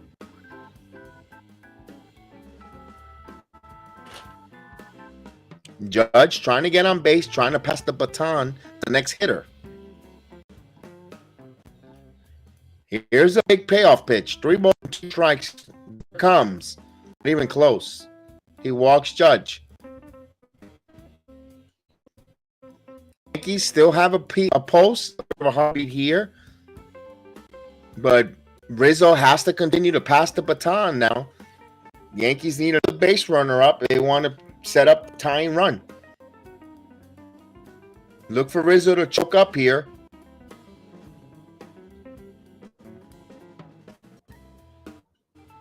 Now, Batista versus Rizzo. The pitch. And Judge would try to steal second, but he'll get back, try to get to second and defensive indifference. Excuse me. Said it backwards. Got a little sleepy.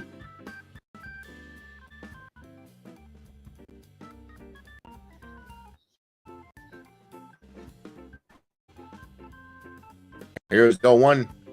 Here comes the pitch. Judge goes again. Swing and miss. He'll take second. So defensive indifference. 1-2 the count. Final strike here.